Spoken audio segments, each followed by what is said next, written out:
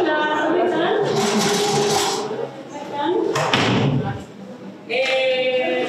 Mira, me presento, yo soy Thais Camparra, yo soy arquitecta, profesora acá de la escuela, y le quería, bueno, ya hubo una bienvenida oficial de la apertura de este congreso, pero quisiera dar la bienvenida acá también, y para directamente entrar a las presentaciones, nosotros vamos a tener un primer bloque con 5 presentaciones.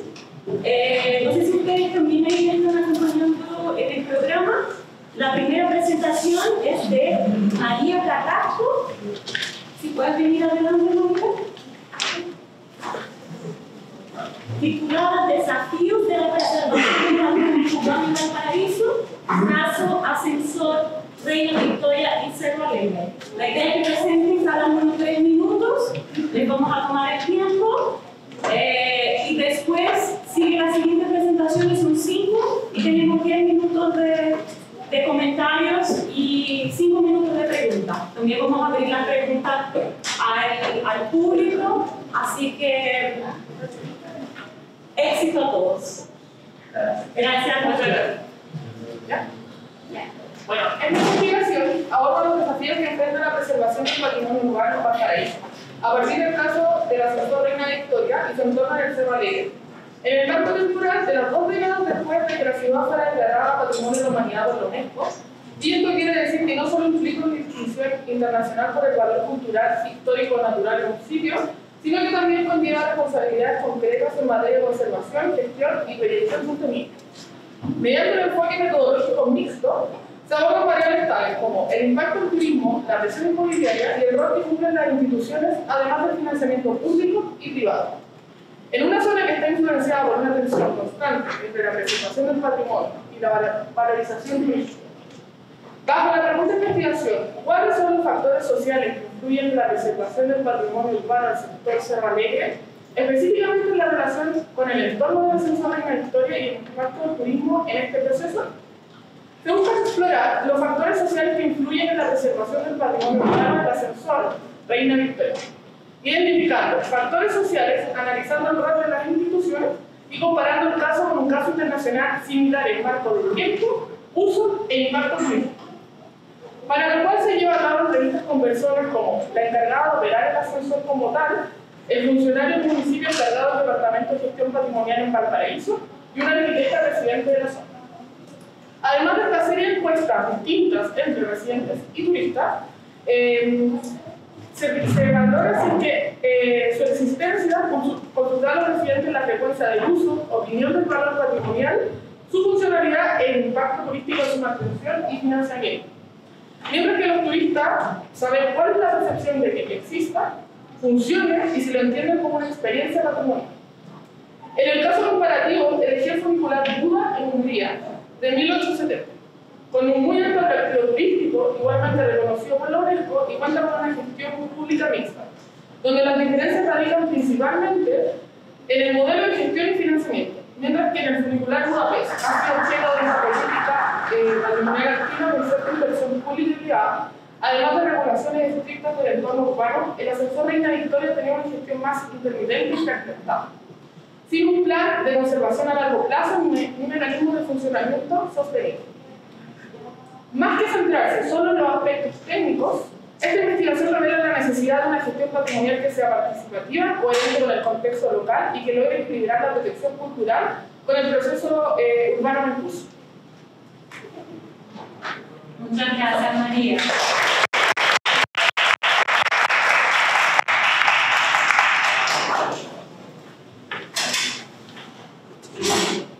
Vamos al siguiente.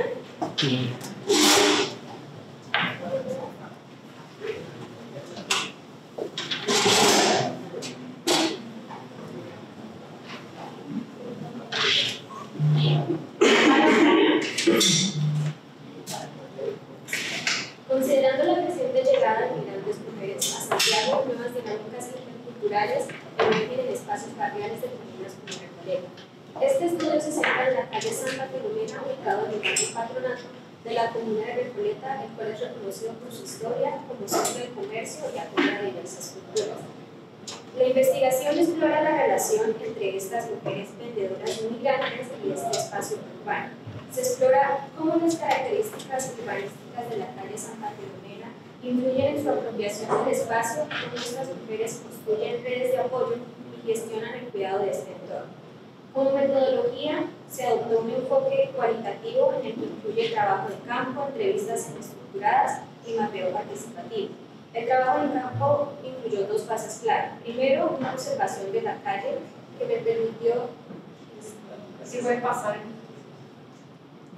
que permitió realizar un inventario inmobiliario urbano y medir las veredas, el cual influye directamente en las demandas de las mujeres.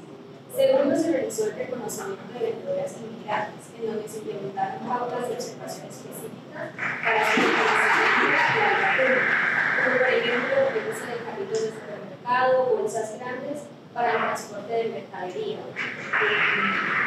la identificación de acentos o vestimenta de algunos productos de venta no tradicionales de Chile. Luego, el reconocimiento del entorno de las vendedoras inmigrantes, se procedió a las entrevistas semiestructuradas aplicadas a 8 mujeres, entre ellas venezolanas y peruanas, que desarrollan sus actividades en las veredas de la calle Santa Filomena.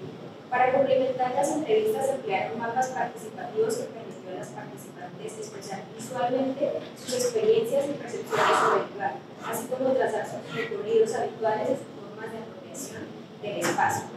En la lámina C, se muestra un mapa con la superposición de todos los puestos de ventas, sus recorridos y algunas narrativas de las entrevistadas que expresan sus redes de apoyo. Los hallazgos que se revelaron es que la calle Santa Filomena es mucho más que un lugar de trabajo. Las características del entorno influyen directamente en su vida laboral. En muchas de las medidas, las actividades urbanas fijan el espacio para sus puestos y dificultan la movilidad, contribuyendo a la congestión. A pesar de esto, valoran algunos aspectos como la sombra y elementos urbanos como cámaras de seguridad. Sus desplazamientos son mínimos, limitándose a necesidades esenciales como ir al baño o acceder a bodegas cercanas. En cuanto a la alimentación, por ejemplo, se resuelve con entregas directas a sus puestos o ellas llevan sus propios alimentos, lo que minimiza la necesidad de abandonar su lugar de venta. Pero lo más importante fue descubrir cómo la calle se transforma en un espacio que profunda solidaridad.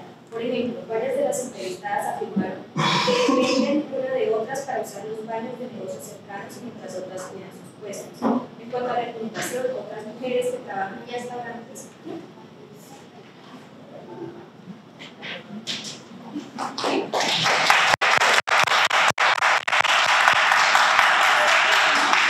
¿Cómo se quita tú? Sí. Termina. Para entender mejor. Ok. No, porque están grabando, entonces. Bueno, ya para concluir, lo importante es que es el apoyo mutuo entre ellas, así creando pues, su propia red de ayuda, usando y adaptando lo que hay en la calle para cubrir lo que les falta de servicios oficiales. Y estas redes de alguna forma fomentan un fuerte sentido de pertenencia y contribuyen a un ambiente intercultural. Muchísimas gracias. Ya, Sebastián. Gracias, Sebastián. Bueno, buenas tardes a mis compañeros, a los profesores antecedentes. Mi nombre es Sebastián Aguilera y mi presentación y mi seminario se llama El mural contemporáneo como un objeto arquitectónico generador de nuevo imaginario urbano, y mi caso de estudio es la Plaza de Bolsillo de Santo Domingo. En cuanto a la pregunta de investigación de mi seminario, postulo cómo los murales contemporáneos reconfiguran el imaginario urbano de un lugar a partir de un carácter pictórico visual, sus prácticas y la relación con el entorno próximo. Para desarrollar esto, planteo una hipótesis que dice: el mural contemporáneo es un objeto arquitectónico usado para intervenir fachadas de muros ciegos en el centro de la ciudad, capaz de reconfigurar un imaginario urbano existente en su entorno próximo como parte de un dispositivo de poder y saber cuál es el espacio público. Cabe destacar que toda esta investigación se aborda a partir de un concepto del dispositivo de poder del filósofo Michel Foucault, que se va a abordar el aspecto arquitectónico, social y urbano. En cuanto a los objetivos específicos de esta investigación, son tres, los cuales planteo. El primera instancia, identificar las cualidades pictóricas y formales del mural para comprender su influencia en las personas y el espacio público. La segunda sería identificar cuáles son las prácticas y usos asociados alrededor del mural que permiten activar un imaginario urbano. Y por último, comprender las relaciones que tiene el mural con los objetos y industrias arquitectónicas del espacio público, de modo de comprender cuál es el modo de operar de este dispositivo de poder. El desarrollo de la investigación se basó en tres aspectos fundamentales que tienen que ver con cada uno de los objetivos señalados anteriormente. El primer objetivo con la visualidad pictórica, el segundo con el uso de práctica alrededor del mural y el tercer objetivo con la relación del mural y los objetos arquitectónicos. En cuanto a las conclusiones, son tres. La primera dice cómo el mural, como objeto arquitectónico y urbano, y como arte urbano, permite definir los límites espaciales de esta plaza y este proyecto a partir de sus proyecciones, formas, colores y mensajes, de modo de generar una imagen simbólica y referencial de la plaza Bolsillo y de dicho espacio urbano. Una segunda conclusión que saqué fue que el mural y su interrelación con los demás objetos arquitectónicos del lugar permiten un vínculo entre la arquitectura y el arte, el cual permite activar un nuevo imaginario urbano en dicho sector. Y por último, entender el mural y también la plaza de Bolsillo bajo el concepto del dispositivo de poder permite entender que el funcionamiento, un buen funcionamiento de un proyecto en el espacio público no solamente depende de aspectos físicos como la arquitectura, sino que también depende de un vínculo social, de una red de saberes y de poderes que se interplazan para que existan y coexistan los diferentes programas del sector. Muchas gracias.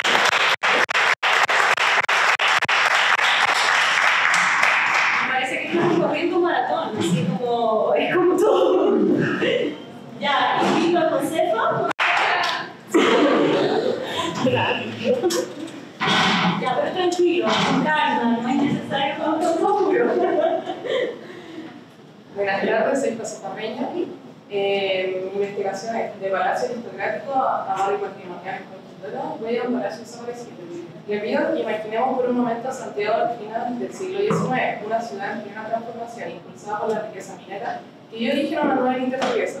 Esta élite, en su afán por distinguirse de la aristocracia tradicional, buscó nuevas formas de expresión, y en ello fue la arquitectura un escenario. En este contexto, entre 1872 y 1875, se erigió un edificio que parecía sacado y llamado como una fantasía, el Palacio Concha-Cazotte, o también llamado Palacio Díaz Casas, y diseñado por el arquitecto alemán Teodoro Kuhn, una fantasía morisca.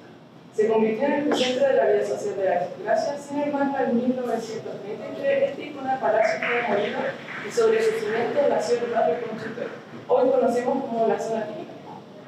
El palacio se convirtió en un cuerpo ausente y con él desapareció su plano, dejando vacío nuestra historia arquitectónica.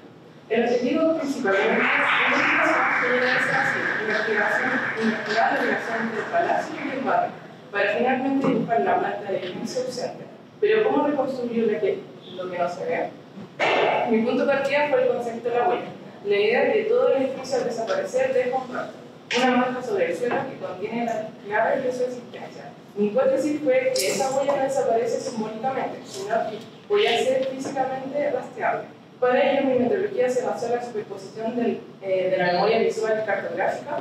Primero recopilé un extensivo de archivos históricos fotográficos que nos permitió entender su volumen y estilo. Pero la clave estaba en los mapas. Realicé una superposición de dos perspectivas. Aquí está la biblioteca que superpuse la de 1915 con la de 1987.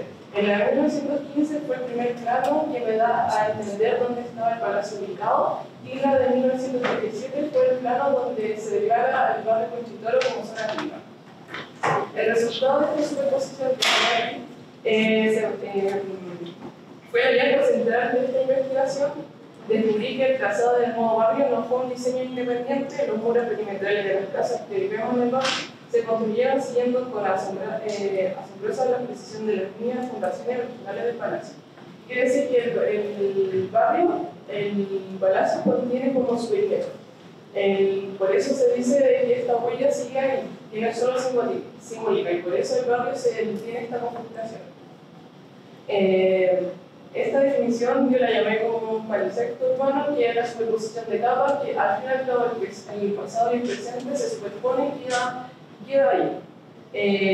Esto está infinitamente directo sobre el palacio, la huella después de ser una metáfora por convertirse en un hecho constructivo y describe, que determinó la morfología de un sector concreto de la ciudad. Asimismo, con esta recompensación de archivos que contienen la fotografía del palacio, también puede ser una perimetría aproximada del palacio, debido a que tampoco se encontraba una perimetría del palacio. Y con eso quiero concluir que mi investigación se basó en esta huella, encontrar la huella del palacio de Constelación.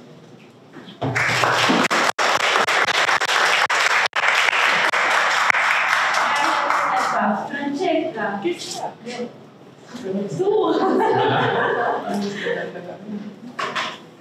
¿Se toma a ti el tiempo? No, ya.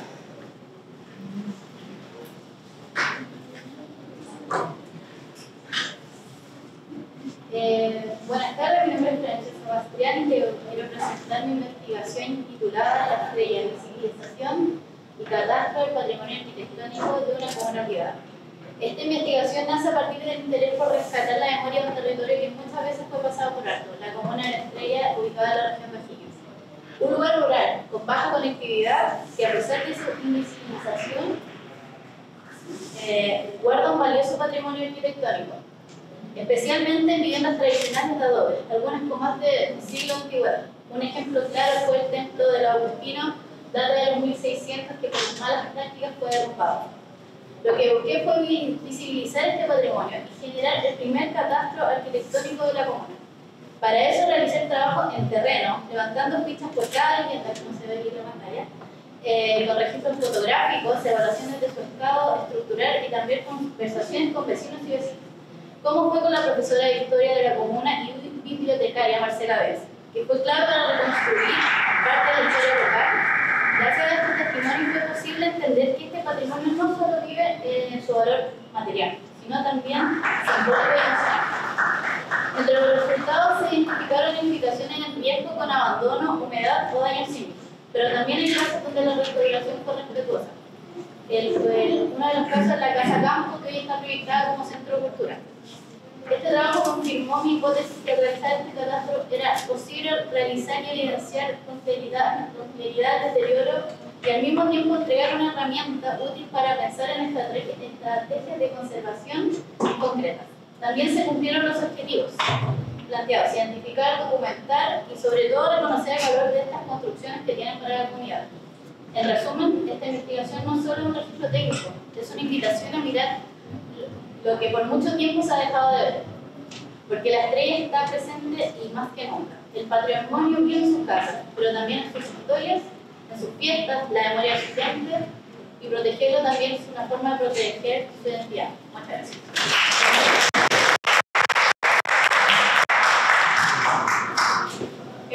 Yo creo que quizás sería bueno que los que presentaron pudieran venir adelante para conversar un poco sobre lo que presentaron. La configuración de la sala. No, primero entiendo como que el taller, ¿no?, que han trabajado durante el semestre, igual es como una primera aproximación de ustedes a la investigación, de todos ustedes. Y en el fondo creo que ahí vale la pena como hacer las felicitaciones por el trabajo entregado, por haber llegado hasta acá.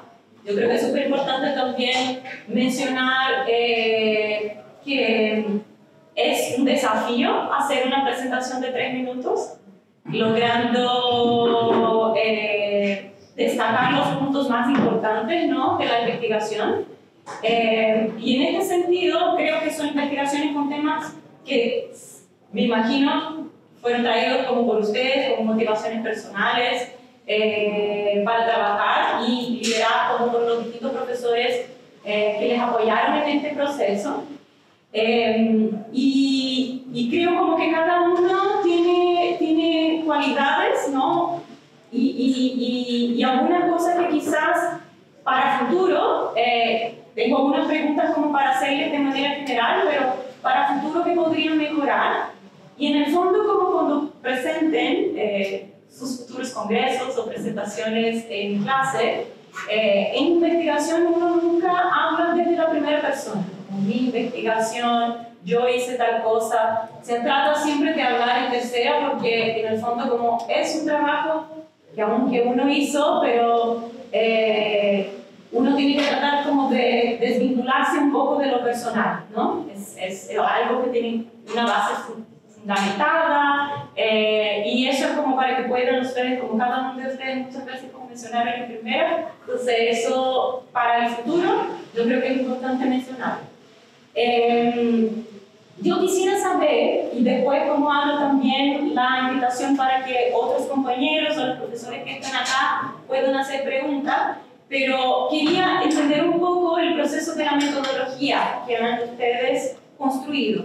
En el caso de Sebastián, el tema del mural, como me quedé pensando, me parece interesante porque tú fuiste como el primero que tuviste como una presentación un poco más estructurada de preguntas de investigación, hipótesis, y eso facilita el proceso de comprensión. Pero quisiera entender cómo lograste llegar metodológicamente a tu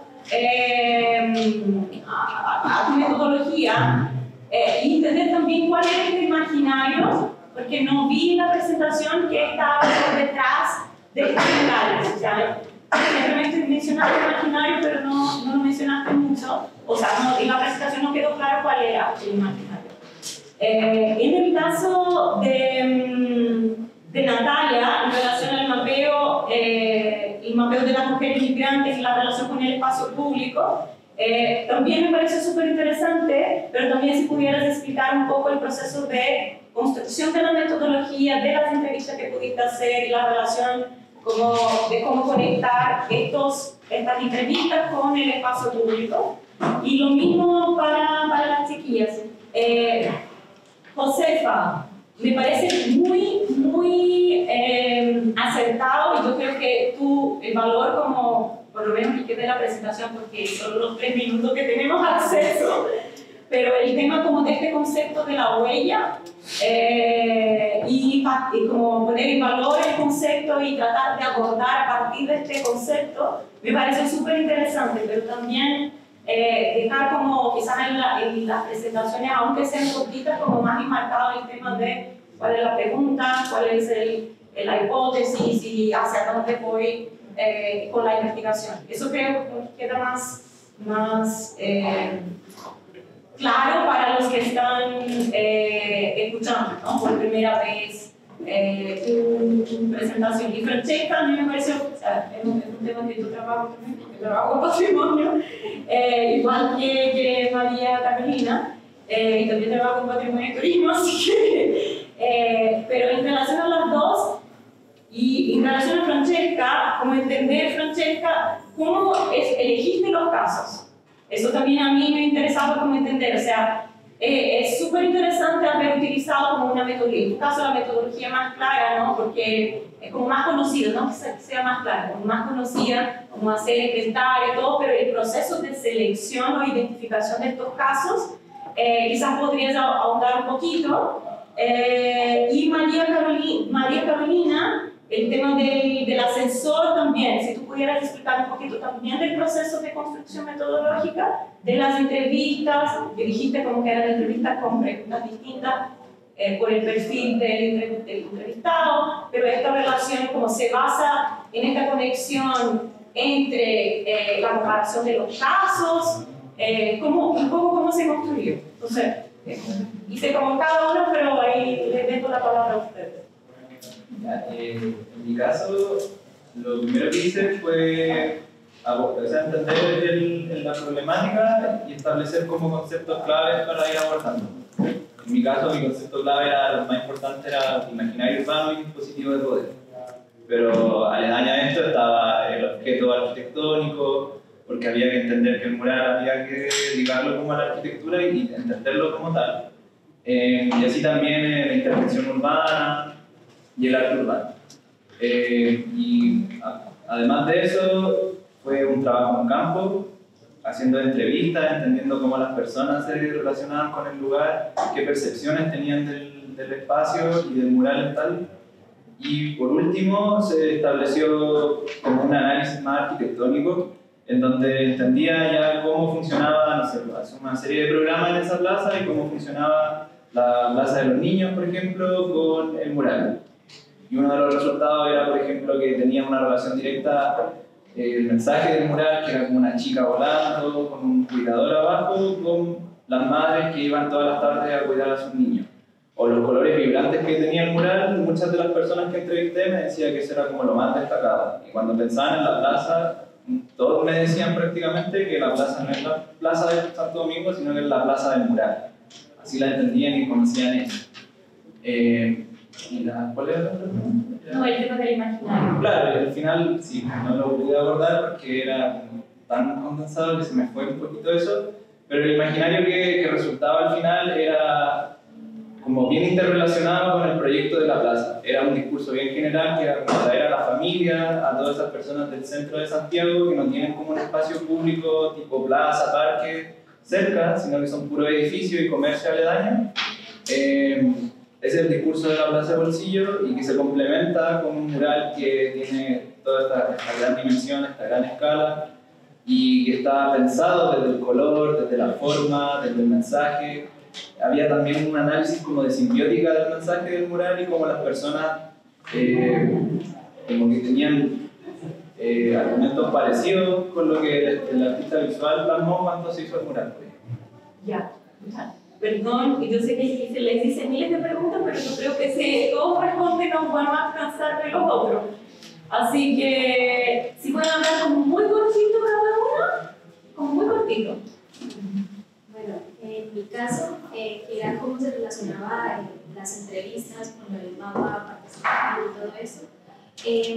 A todas las mujeres se les realizó las mismas preguntas y ya dependiendo de lo que ellas me respondían, se pudieron como, agarrar ciertos códigos que se parecían y pues con eso se pudo concluir lo de las redes de apoyo, que era como el tema principal, más que cuál era su percepción del espacio. Bien, gracias. Yo partí viendo primero un libro que encontré que se llama Patrimonio de la Sexta Región, cuarta parte, que hablaba un poco desde los primeros acercamientos hasta edificaciones más antiguas. Después fui a hablar con la profesora Marcela Beas, que ella es profesora de historia y bibliotecaria, es como la voz andante de la comuna, entonces fui a confirmar qué estaba en pie y qué no. Igual el libro le faltaban varias edificaciones, entonces ahí con su testimonio fui completando y por eso pude hacer el catástrofe. Y bueno, también pues una clasificación de que la casa tenía que tener más de 100 años, si no ya no entraba dentro del catástrofe. Entonces de eso me quedé. Bueno, con respecto a la metodología que yo elegí, fue lo que había mencionado, entrevistas que eran de dos tipos, ya sea requerimiento turístico, con las respuestas que ellos me dieron, además de la entrevista estructurada, las 3 personalidades directamente relacionadas, pero que contaban con distintos roles, saber las problemáticas de estos factores sociales que como un atractivo turístico o altamente turístico declarado Patrimonio Cultural de la UNESCO no esté como bien preservado o mantenido. Entonces para eso se hizo también un análisis documental desde el CAC regulador hasta distintas tesis de proyectos y utilicé como última medida igualmente para saber estas deficiencias, por así decirlo, el caso comparativo europeo. Buenas, yo en mi artículo se retoma la huella y cómo se retoma en el Palacio Concha de la Guasopera. Siempre transcurrió por el barrio Conchítalo y nunca sabía sobre este palacio hasta que me tocó el momento de investigar y me doy cuenta de que existía un palacio. Pero al momento de yo transcurrir por el mismo barrio, no había como un indicio de que existía algo así. Entonces, ahí es como que se viene el concepto de huella, de que tal vez la huella no es una simbología, sino algo que persiste. Y a través de la búsqueda de archivos, ahí empecé a darme cuenta que esta huella sí estaba ahí, y que si yo superponía los planos cadastrales, me podían demostrar de que el palacio sí estaba y por qué la configuración del barrio Conchítalo tiene esa configuración justo ese barrio, o sea, esas casas. Ya, muchísimas gracias.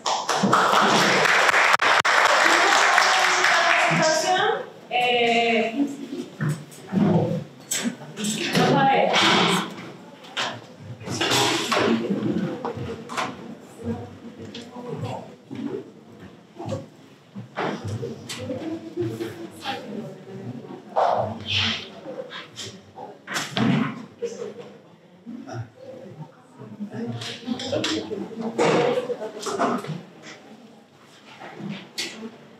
Rafael. No, no es Rafael. No. Bastián Arias, perdón. ¿O no?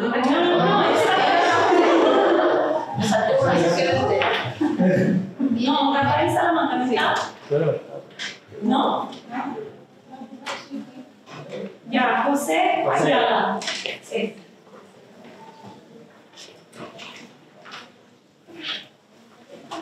Adelante. Sí. Bueno, mi investigación es patrimonio y turismo. El título es Problemáticas urbanas y sociales en torno al turismo en Algarrobo. El objetivo principal es investigar y analizar con profundidad el impacto del turismo en la vida urbana y la convivencia social en Algarrobo, evaluando cómo esta actividad ha influido en el entorno social, de infraestructura y medio ambiente de la isla. Mi pregunta de investigación es: ¿cuáles han sido las problemáticas urbanas producto del turismo en Algarrobo?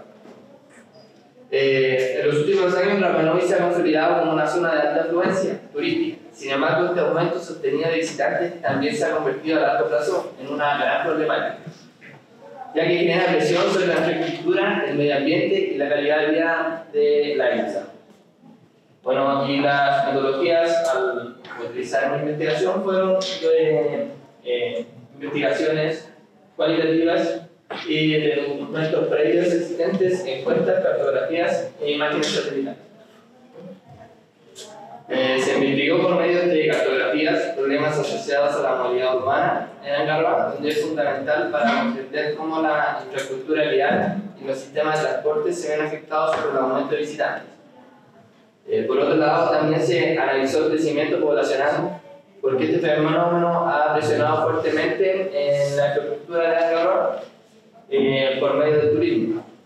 Y también se analizó el crecimiento poblacional con el fenómeno presionado al medio ambiente, ya que fuertemente la infraestructura urbana en Algarrobo se ha ido afectada. Por el lado ambiental se busca identificar problemáticas como la creciente contaminación, producto del aumento de la actividad flotante y la limitación de residuos en la isla Rapanui. Los resultados que obtuve gracias a mi investigación fueron que gracias a encuestas y las cartografías realizadas se dio a conocer que el crecimiento en Algarrobo ha experimentado un fuerte crecimiento poblacional, pasado de 3.791 habitantes en el 2002 a más de 7.000 personas hoy actualmente en la isla. Para enfrentar esta presión, el gobierno en el 2018 sacó la ley de permanencia en Rapanui, en que consiste que solamente los que viven en Rapanui se pueden habitar en la isla. Y ya los turistas solamente tienen hasta un mes o 30 días para habitar la isla y no lo permiten más.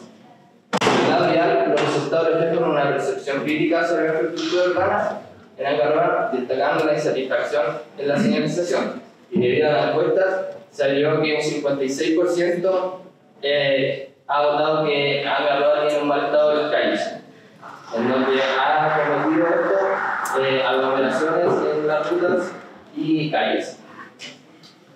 Por el lado ambiental, la mayoría de los residentes en Algarrobo perciben un aumento de contaminación durante la temporada turística, y más del 85% indicó que el alza ha aumentado durante estos años en Rapanui.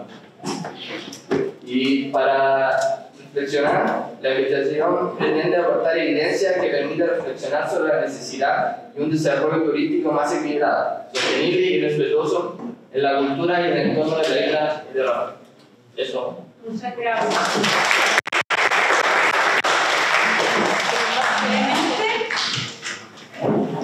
García.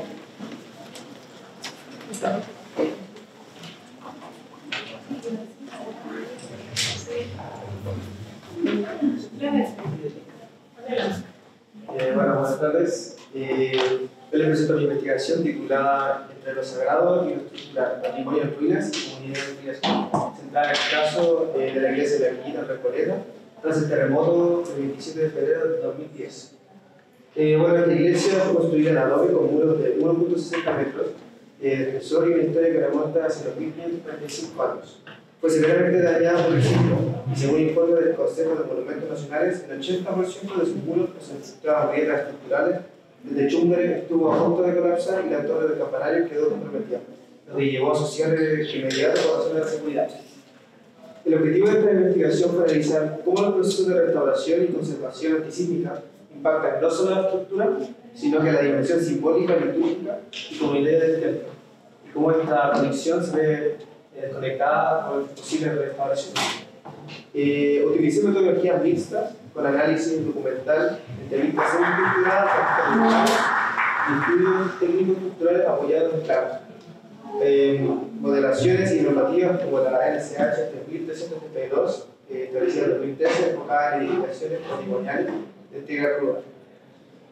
Uno de los hallazgos más importantes es que para los fieles la seguridad del templo está íntimamente ligada a su materialidad original. Su color, su luz e incluso su aroma del interior del recinto son importantes para los feligreses. Un entrevistado señaló que la fe puede sostenerse en cualquier parte, pero esto no sería mi iglesia si fuera un edificio moderno.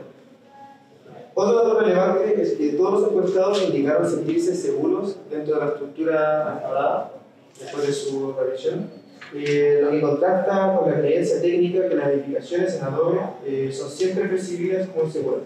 Además, el 100% de las personas entrevistadas valoró positivamente su restauración, afirmando que no se perdió la esencia del lugar, a pesar de la intervención institucional. Este caso revela una tensión típica, que por un lado la necesidad de asegurar la estabilidad física del inmueble en un país altamente sísmico, y por otro lado el riesgo de relacionar simbólicamente el espacio bíblico como sagrado o por su comodidad.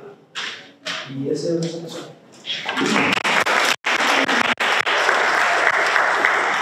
Fernanda Cortés.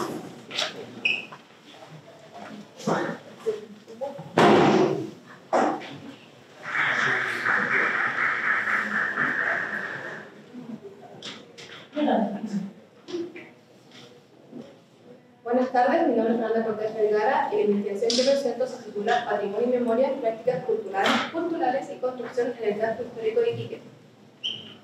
Este trabajo surge desde el inquietud por comprender de qué manera ciertos espacios urbanos del centro de Iquique, en particular la Plaza Prat, el Paseo Baquedano y su entorno inmediato, actúan como lugares de memoria activa, es decir, como escenarios donde se entrelaza el pasado histórico con las dinámicas contemporáneas de la ciudad. Frente a un contexto de transformación acelerada, marcada por el turismo, la presión inmobiliaria y los procesos de edificación, esta investigación plantea que el patrimonio no puede reducirse únicamente a su dimensión intelectual, sino que debe ser entendido como un fenómeno cultural, simbólico y en permanente resignificación. Para abordar este problema se utilizó una metodología cualitativa con énfasis etnográfico, en el cual se llevaron a cabo jornadas de observación en terreno, entrevistas a ciudadanos y agentes locales y una revisión documental de archivos, lo que permitió construir una mirada amplia y compleja sobre el valor simbólico de estos espacios. En primer lugar, se identificaron los principales elementos patrimoniales construidos, como el Teatro Municipal, el Palacio de Toreca o el Museo Regional, que funcionan como hitos urbanos cargados de historia, pero también se utilizó el patrimonio inmaterial, las prácticas culturales, festividades, encuentros cotidianos y manifestaciones sociales que dotan de vida a estos lugares, resignificándolos desde lo objetivo y lo colectivo. En segundo lugar, se documentaron las prácticas sociales contemporáneas, tanto cotidianas como eventuales, que permiten comprender cómo la comunidad que se apropia de estos espacios, desde quienes descansan en la sombra de la plaza, hasta músicos callejeros, ferias, desfiles y protestas. Todos estos muestran que la memoria urbana no es estética, sino que construye la representación. Finalmente, se analizaron las tensiones urbanas que amenazan el carácter identitario del campo histórico. Se observaron casos críticos de deterioro, abandono y reemplazo de inmuebles patrimoniales con modificaciones de uso comercial, muchas veces desvinculándolas del lenguaje arquitectónico local. Esta situación pone en riesgo no solo el patrimonio físico, sino también los vínculos simbólicos y sociales que allí se sostienen. En conclusión, esta investigación propone una mirada crítica y compleja del patrimonio, que lo concibe como un proceso vivo, construido por las personas a través del tiempo y no solo como un objeto que se debe preservar. Reconocer este carácter dinámico y emocional del patrimonio es clave para fortalecer la identidad urbana de Iquique y proyectar su desarrollo sin renunciar a su memoria. Muchas gracias.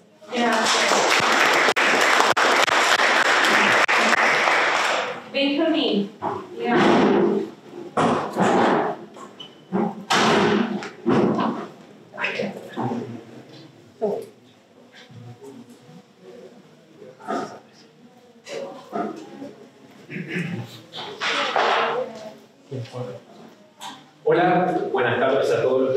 Mi nombre es Benjamín Leal. Hoy les vengo a hablar un poco sobre la escuela de investigación titulada Impacto de la hiperdensificación residencial en el espacio público, con un enfoque especial en la relación fachada y nivel calle, y todo esto ubicado en los barrios Coronel Sucre y Totomazote de la Comuna Estación Central.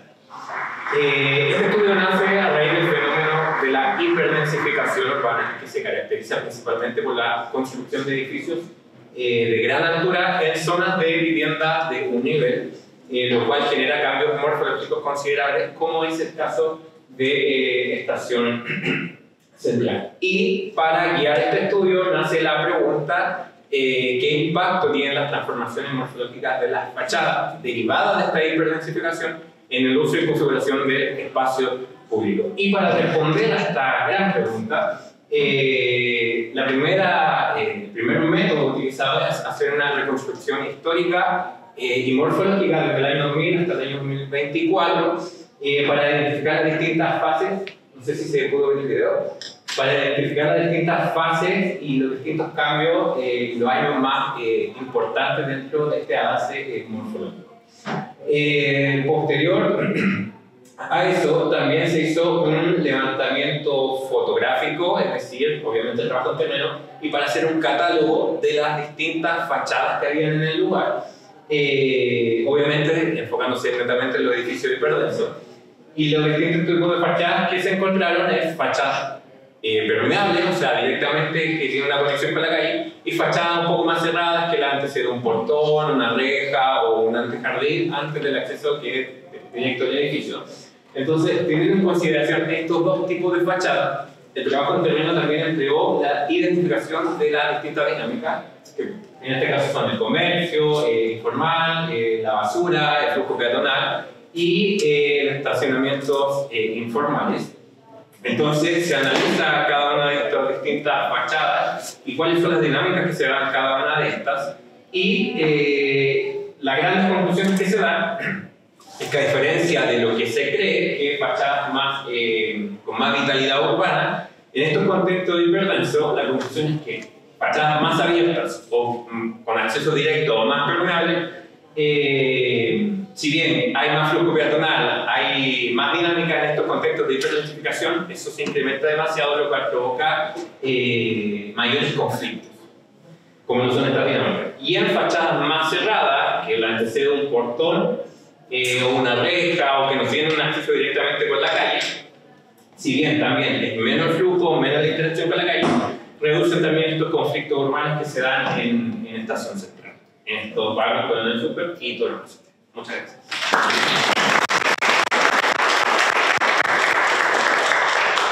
Arlete.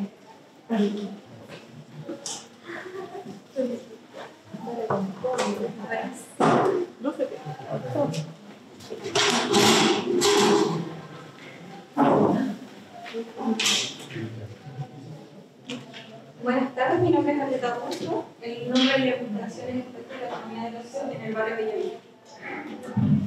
En el barrio Bellavista, especialmente en el eje Pionono, Santiago de Chile, ha habido importantes transformaciones urbanas en las últimas décadas, producto del turismo masivo, el ocio nocturno y la mercantilización del espacio.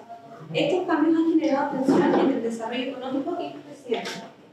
Este estudio busca entender cómo estas transformaciones afectan a la vida diaria y en la identidad del barrio. Para ello se utiliza una metodología mixta, que son entrevistas a vecinos y trabajadores del sector, revisión bibliográfica, análisis de datos provenientes y de la plataforma social.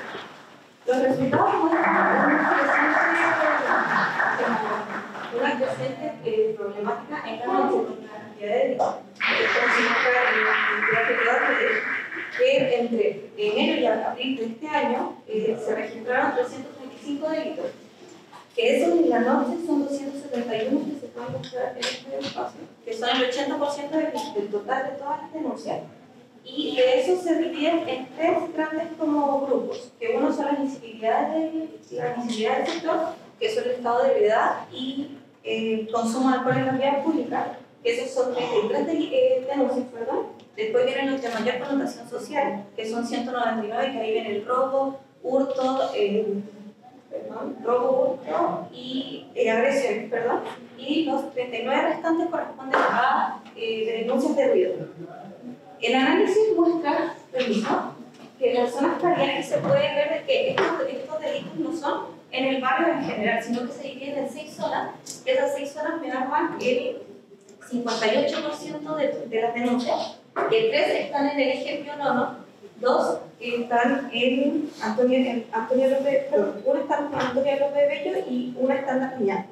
Después, los testimonios que me mostraron las entrevistas a los residentes y trabajadores me hablan de este desgaste emocional que tienen los habitantes del lugar, como por ejemplo, Francisca, que vive en el sector, me dice: estoy agotada, duermo mal, me estreso, el karaoke de Tamiña es terrible. Camila, que es camarera, tiene otro punto de vista que dice: yo misma hago ruido desde mi local, pero entiendo a los residentes por sus quejas y todo lo que conviven en el día a día. Y Teresa, una residente adulto mayor del lugar, me dice: me duele sentirme extranjera en mi propio barrio. En resumen, el eje Pío IX se ha transformado en un lugar hecho principalmente para el turismo y los locales nocturnos. Esto ha hecho que muchos vecinos se sientan desplazados, incómodos e ignorados por la autoridad. Se pierde poco a poco el sentido de la vida comunal y las posibilidades de vivir tranquilos en el lugar que siempre fue su hogar. Muchas gracias.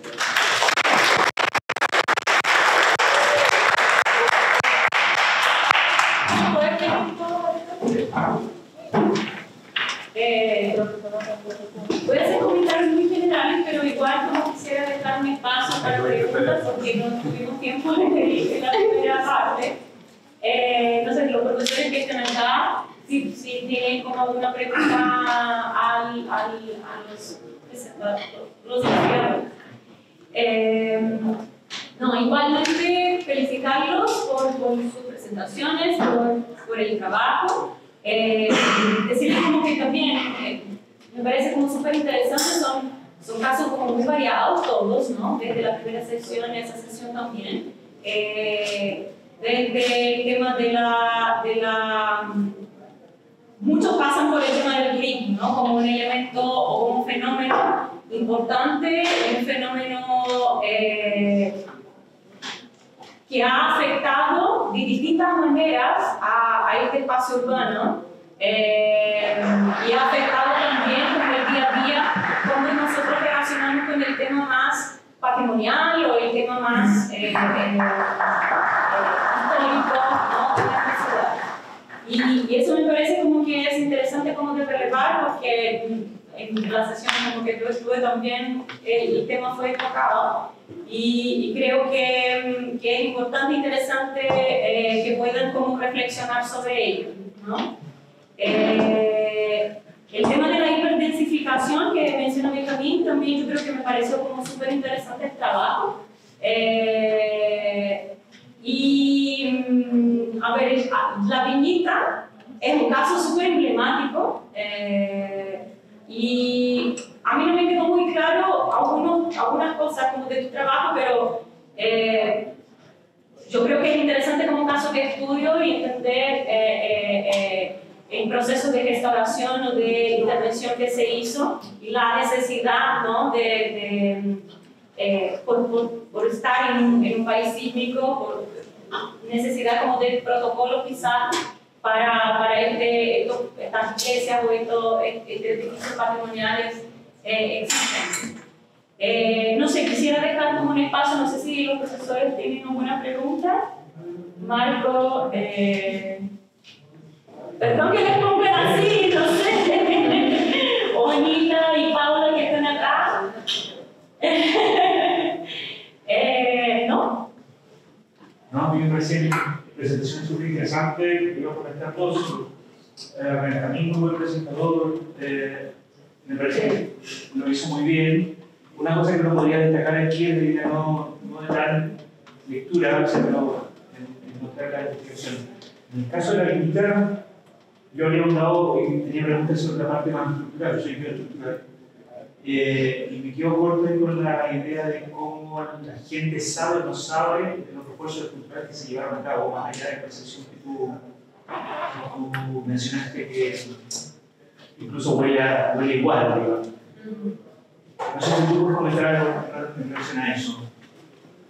Bueno, en cuanto como a las feligreses y como la comunidad general, como conlleva La Viñita, no sería muy preparado de como está estas estructuras de Jamaica que se llevan a cabo en su restauración, sino que también están más focalizados como en la fachada, como en la primera vista afectaba a ellos, hasta el color, decían, mencionaban, pero no están muy percatados de la estructura como así. Sin embargo, sí, todos mencionaron que se sentían seguros dentro de la estructura, no a pesar de su historia como dentro de los siglos. Entonces, eso es un falso, digamos, una percepción. Yo creo que la mayoría de estos materiales, la mayoría de los adobes, en un terremoto severo más adelante van a sufrir daños, es inevitable. La idea es que es un daño controlado. Entonces, creo que esa idea de seguridad como que la entrega o el armado, por ejemplo, no estamos lejos de eso. Está bien.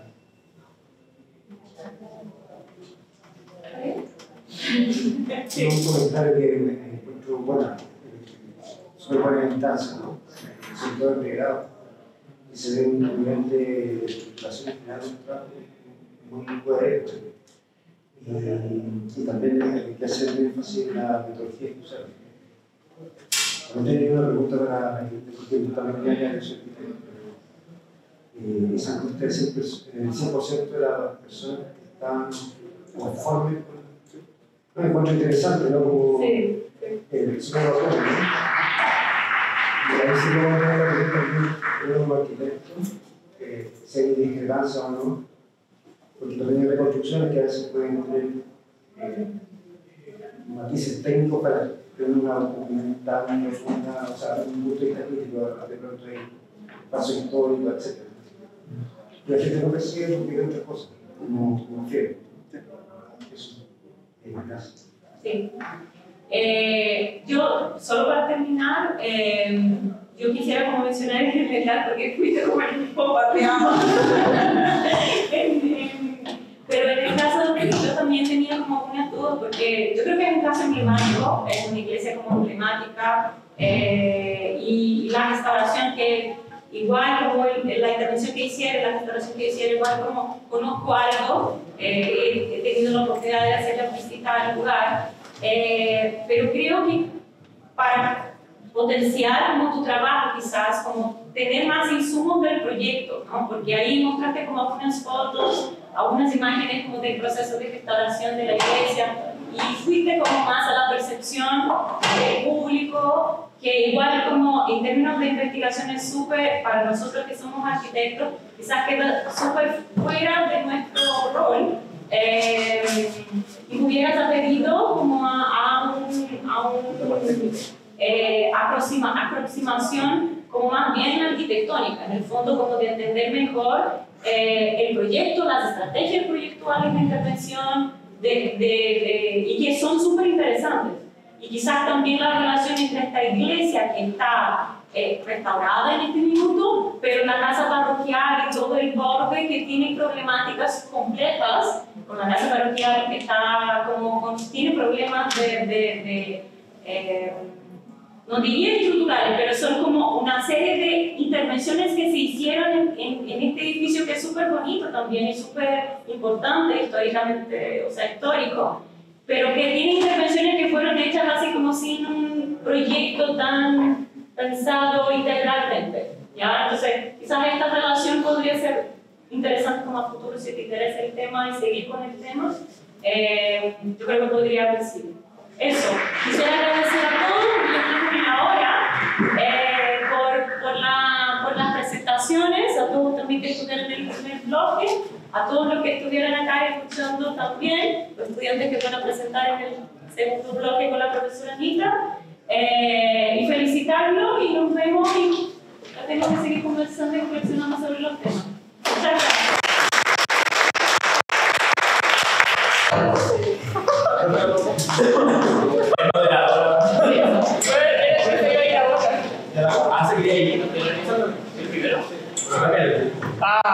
Hola, ahora vamos a empezar, estamos un poco pasados de la hora de inicio, desde que venía la segunda etapa de la sesión, que se llama Arquitectura Patrimonial, Transformación de y Proyecto.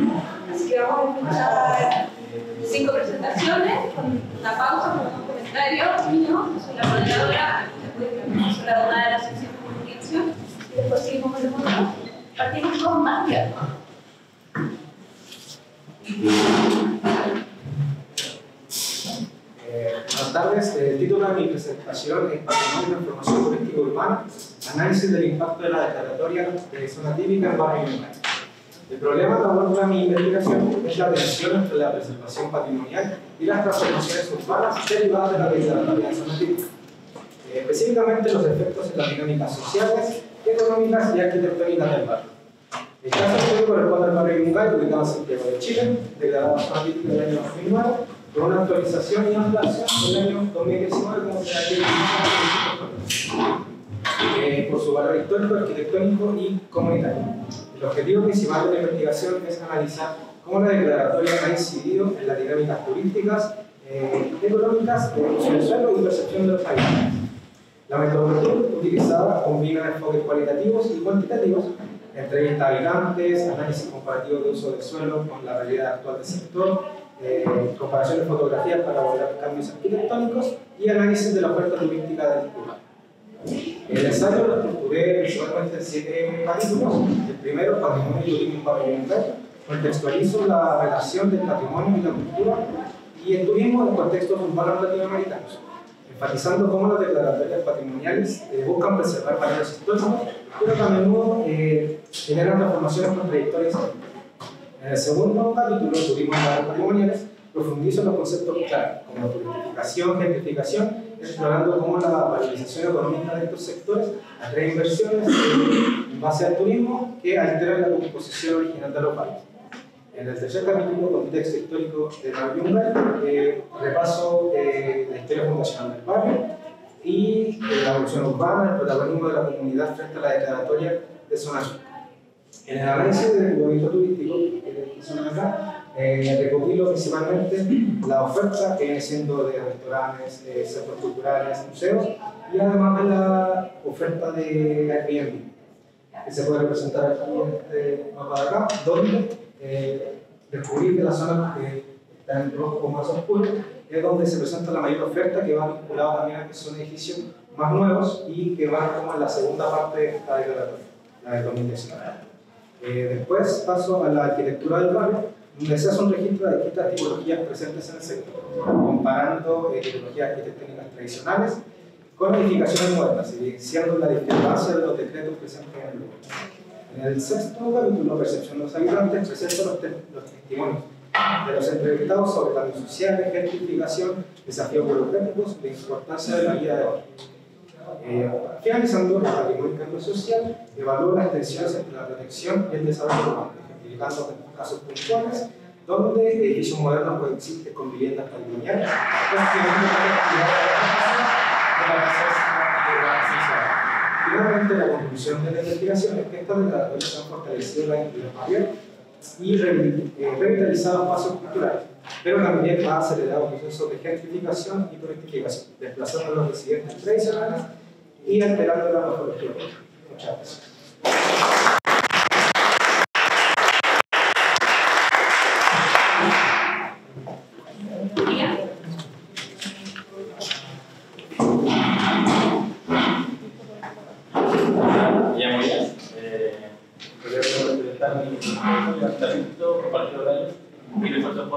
En Iglesia Católica Argentina.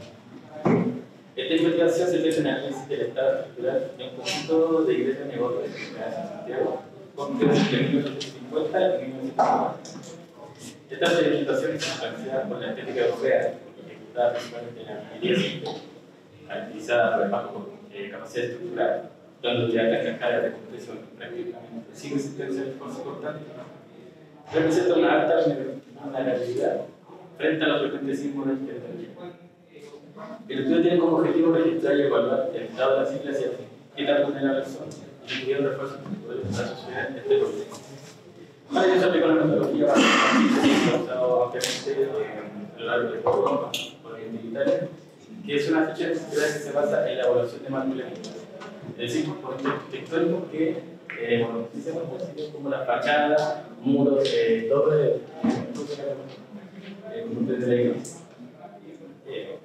de la cual se evalúa el estado de cada elemento, para después sumar y dar con el estado general de la iglesia, que se valora en 5 grados, que van desde el plano de ser estructural hasta la definición totalmente la y después del registro y del largo de campo, se identificaron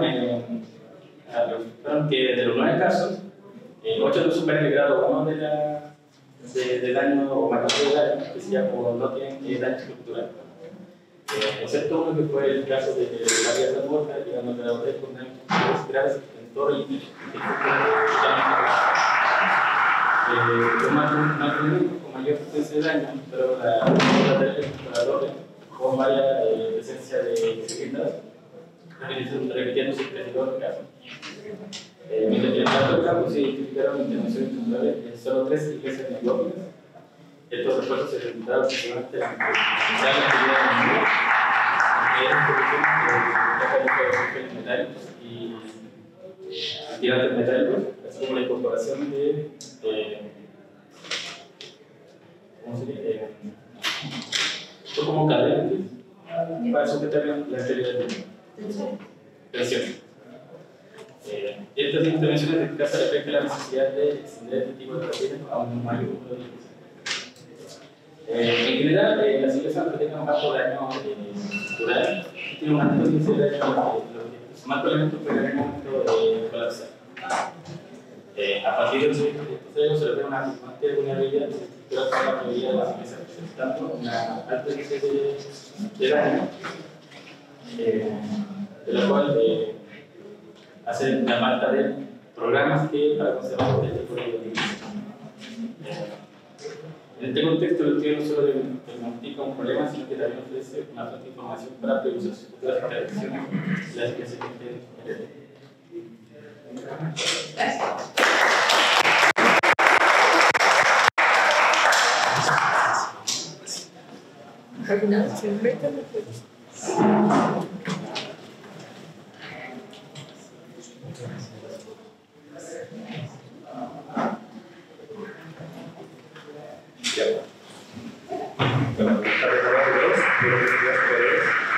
Mi investigación se titula Vida nocturna y barrio Bellavista, impactos en el patrimonio arquitectónico en el contexto de los desafíos contemporáneos de gestión urbana.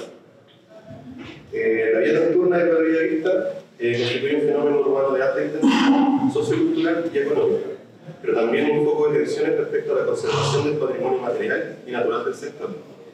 Esta investigación busca analizar el impacto de las actividades nocturnas sobre el patrimonio urbano del barrio, considerando aspectos como la contaminación acústica, la acumulación de residuos, la aglomeración de personas y los efectos sobre la infraestructura histórica. El Estado del Arte considera diversos estudios que han abordado la compleja relación entre vida nocturna, patrimonio urbano y habitabilidad en barrios históricos de distintas ciudades del mundo.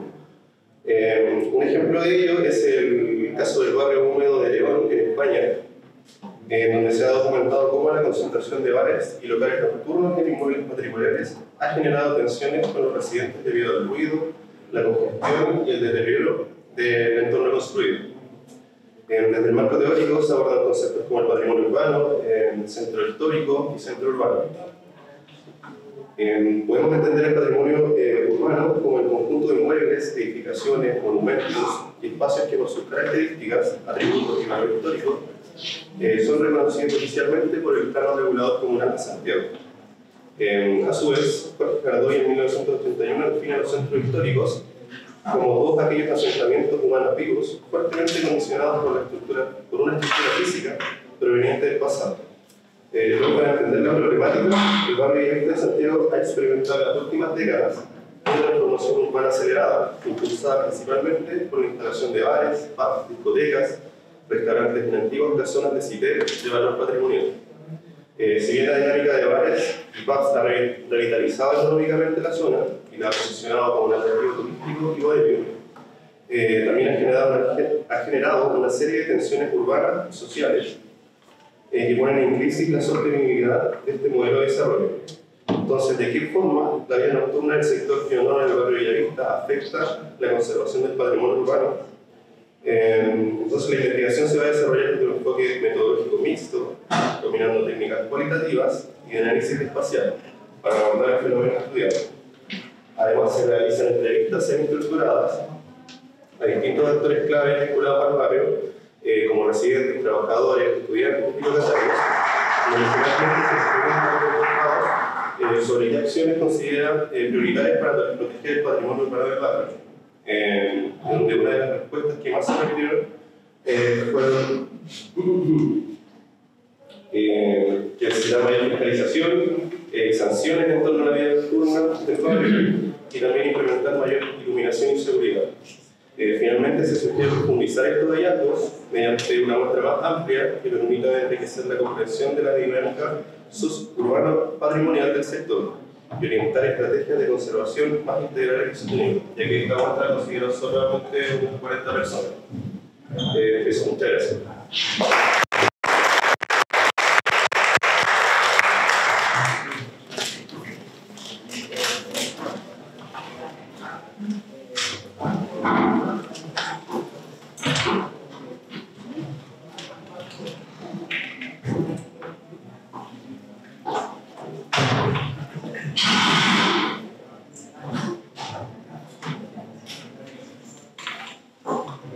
Buenas tardes, mi nombre es Keila Marro y les vengo a presentar sobre las herramientas de la educación nueva interacción del cementerio general de Flores Zapatas en el eje presidencial. Para empezar, en Chile las eremitas son parte de nuestro paisaje y nuestra historia. Esto representa un punto de muerte trágica donde, según la creencia popular, el alma puede interceder entre nuestro mundo y lo divino. Teniendo esto en mente, pasaremos a lo que es el histórico eje presidencial del cementerio general, donde estudiantes están dejando cartas Pedro Cerda y Salvador Allende. Estas cartas no son simples homenajes, son peticiones íntimas, ruegos para aprobar exámenes, encontrar calidad de su estudio o buscar apoyo en la incertidumbre académica. Actos que reconfiguran la relación entre la muerte, el aprendizaje y lo sagrado. Para entender esto, primero tenemos que tener en cuenta que no podemos seguir viendo el cementerio como un lugar solamente de sepultura. Estos lugares son espejos que reflejan las estructuras sociales, culturales y económicas de nuestra sociedad. Son lugares vivos que se transforman por nuestras prácticas, convirtiéndose en heterotopías. Este fenómeno del cual le hablo, que es el hecho de ir a dejar cartas, enmarca lo que es la religiosidad popular chilena, que es el núcleo fundamental que le da sentido a toda esta investigación. Y aquí es donde nacen los santos informales, personas como las que les mencionaba sobre Balmaceda, enaltecido como un santo popular por su servicio, con una veneración y capacidad de interceder popularmente en el propio pueblo. Es el propio pueblo el que ejerce un protagonismo popular. Para recordarle igual, de todas formas, estos tres presidentes fallecieron de una forma trágica. José Manuel Balmaceda falleció, fue un suicidio, Salvador Allende igualmente, pero Pedro Aguirre Cerda fue por más que nada por una enfermedad, pero lo que lo lleva a ser enaltecido como santo popular fue, gracias a su lema, el gobernar es educarse. Pero ¿por qué yo me refiero a eremitas y no mausoleos? Esta es una pregunta clave en mi investigación que habla sobre que no importa si es una construcción rudimentaria de latas y ladrillos o un mausoleo imponente, ambos poseen el potencial de encarnar sus ánimas y de ser lugares para la práctica del culto a los muertos. El valor real no está en el lujo de la tumba, sino en la creencia popular de que es una ánima milagrosa. Ambas estructuras se convierten en umbrales y canales de comunicación entre los vivos y los muertos. Es de aquí donde nace el concepto de la relación de la estética funeraria, resignificando estos mausoleos como punto de apoyo y conexión directa del pueblo. Bueno, tuve la oportunidad de hablar con Tomás Domínguez Balmaceda, que fue familiar directo de Balmaceda, donde dentro de mi artículo pude leer un artículo de que es La Ruta Milagrosa, que fue publicado en 2012, donde él habla del culto hacia Balmaceda y que él dice que este culto se registra desde 1924, que fue impulsado inicialmente por estudiantes cercanos.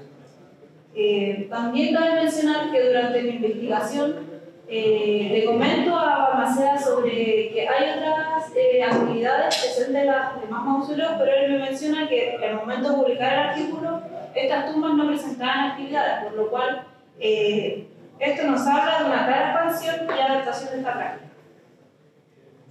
Para hablar un poco de lo que fue mi trabajo en campo, realicé al menos 10 visitas a este cementerio, aquí con la observación, registrar el comportamiento de los estudiantes, y uno de los materiales que le traje es sobre las transcripciones de la carta que encontré en los museos. Lo que mayormente sabe son favores hacia el tema estudiantiles, académicos, conseguir mejores notas, entre otras peticiones. También realicé 10 entrevistas breves donde les preguntaba cuál era su motivo, dónde se habían enterado, y ellos me decían que era más que nada por redes sociales o el boca a boca. Y finalmente, los resultados muestran que las ánimas de la educación no son solo un fenómeno curioso, son exvotos laicos que actúan como un diálogo entre lo mundano y lo sagrado. El cementerio general se reafirma como un laboratorio de la memoria donde los legados de líderes pasados son activados por las nuevas generaciones para inspirar y apoyar sus aspiraciones. Este fenómeno es un testimonio de un patrimonio inmaterial contemporáneo que se transmite y evoluciona mostrando cómo la esperanza puede florecer incluso en el lugar de descanso eterno.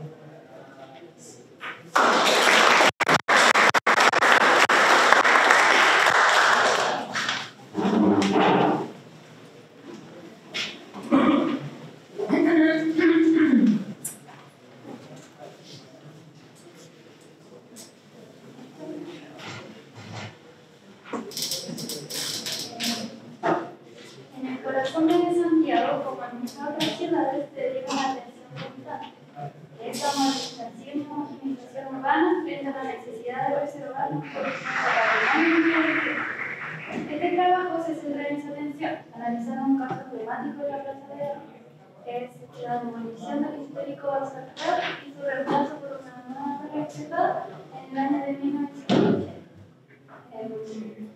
Bajo el contexto de dictaduras y políticas económicas que impulsaban un desarrollo acelerado, priorizando intereses comerciales por sobre el cuidado del patrimonio. Para abordar esta investigación, utilicé 3 metodologías cualitativas. Primero, se analizó el discurso arquitectónico de la época, realizando publicaciones como la revista Ahora, y identificando cómo se valoraban materiales modernos como el techo y el aluminio, y las ideas sobre modernización y patrimonio.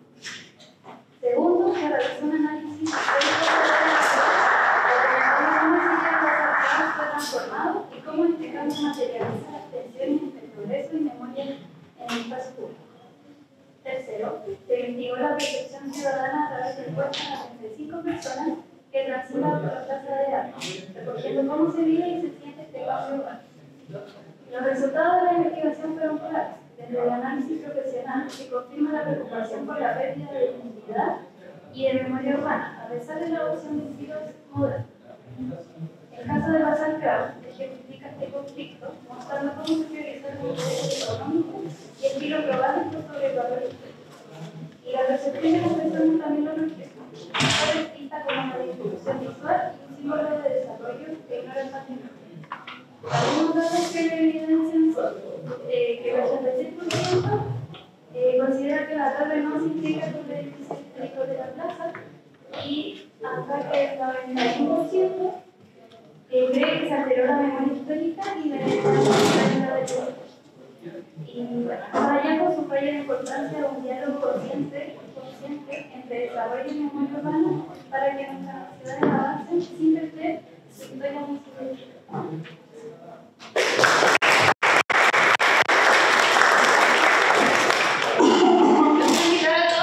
Voy a hacer un comentario como general, un poco más aumentado en la segunda sesión por el break, no largo el break. Está muy buena la comida. Bueno, primero felicitarlos por el trabajo. Algo que estuve conversando afuera es como uno, a lo mejor como investigador ya más viejo, lo que se lleva a ustedes como esa mirada fresca y a veces como es un esquema, pero desde ese punto de vista como desde perspectiva a lo mejor no tan fija a estos temas que supieron llevarlos con el rigor metodológico que corresponde. Y eso es súper enriquecedor como profesor y como investigador. Vamos a mirar que están bien. También como comentar la diferencia entre que esto sea un taller de investigación, a diferencia de que un taller de investigación. En realidad lo lindo del taller es que primero partió como una fotografía en un instante, que luego se fue desarrollando y profundizando a medida que ustedes hagan y desarman sus preguntas en sus estudios tal vez, o cómo iban entrando las preguntas de investigación de su respectivo trabajo. Entonces, como que lo que uno se lleva acá también es esa experiencia del taller y el aprendizaje de todo este proceso, que es muy bonito de estas sesiones y bueno, en general de todos los cursos. Si yo tuviera que poner un nombre en esta parte de la sesión, porque me gustó, porque en realidad son temas súper, parecen muy distintos, a pesar de tener un tema patrimonio común, creo que lo que los hila todo un poco es esta tensión dinámica del patrimonio. De eso quiero construir una dinámica. Por un lado, esta dinámica entre lo que existe, la preexistencia, pero también con estas nuevas reales que están entrando constantemente, que lo hacen resignificarse, revalorarse, o a veces devaluarse, respecto a miradas económicas, las variables del turismo, las variables que a veces juegan muy incluidas, que son lo de la gentrificación que tú mencionaste, y que afectan este patrimonio que no es una situación congelada, sino que siempre está en constante dinámicas de riesgo o de potencialidad.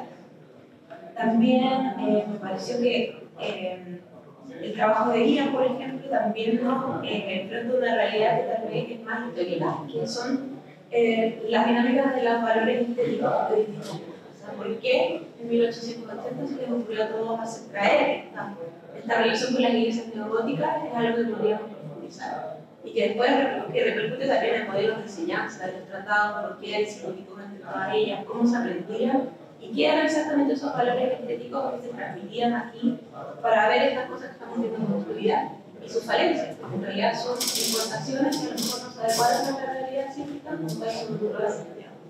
Es un valor estético que está presente y que es cuestionable. Pero tú supiste leer desde el país científico. Lo mismo de Ignacio con su dinámica de Carlos Bellavista, que han tratado de transformar, han tratado de hacer una típica, tenemos otro monumento, pero es un barrio que está constante también. O sea, poner una foto del tiempo de lo que está sucediendo ahora permite a lo mejor proyectar nuevas inseguridades, nuevos conflictos, pero también saber dónde ponerlos para resolverlos. Me pareció súper novedoso también el trabajo de Keila. Muy bonito el estudio de artista, porque en realidad también es un patrimonio dinámico. O sea, tú resignificas un espacio que es ultra conocido, archidocumentado y archiconocido por todos, pero tú lo resignificas desde algo tan sensible como cartas de merecimiento. Entonces le das una nueva lectura y un nuevo valor simbólico a un espacio que ya existía. Muy bonito lo que existe. Tal vez hay que retomarlo de nuevo desde la disciplina y ver cómo se repasaliza y se reconfigura ese espacio que vale que es el libro general. Por último, Renata, me parece que trae otra dinámica desde los discursos. O sea, ¿cuál es la tensión? Como hablaba, entonces es un poco más fresco de trabajo, pero esta tensión entre lo que se pretendía como país, las tensiones políticas, las tensiones económicas por sobre un barrio y un espacio tan simbólico como el corazón de la Plaza de Santiago. Entonces, este edificio finalmente encarna esas discusiones que están presentes en un contexto muy presente, que son los 80, donde queríamos salir al mundo y este edificio finalmente, por lo que gusto o no, es reflejo de esas discusiones que están dándose como a nivel interdisciplinario. Así que eso es como mis conclusiones. No tengo preguntas específicas, sino que yo creo que aquí se abren muchas preguntas para seguir trabajando cada uno en su trabajo, así que les interesa preguntar a nosotros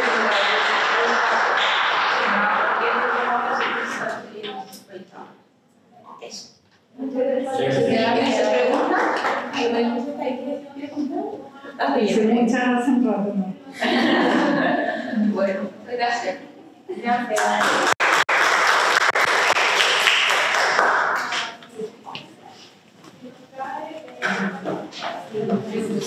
Seguimos entonces con la siguiente.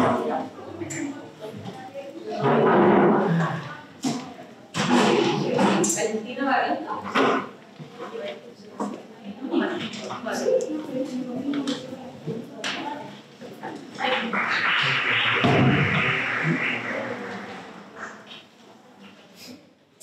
Bueno, mi investigación trata de las geografías identidad y cómo la propuesta curatorial y la relación con el público a través de la construcción del espacio positivo.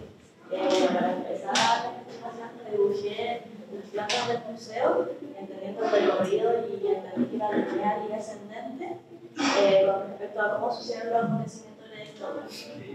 Tuve en cuenta también que la primera planta está muy claro su recorrido, a pesar de que existen algunas señales en el suelo que indican cómo recorrerlo, pero igualmente el museo tiene una libertad de recorrido.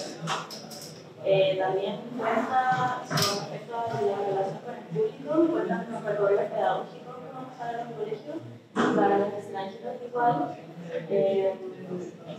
También para la gente que habla otro idioma, hay auriculares con la información de cada exposición.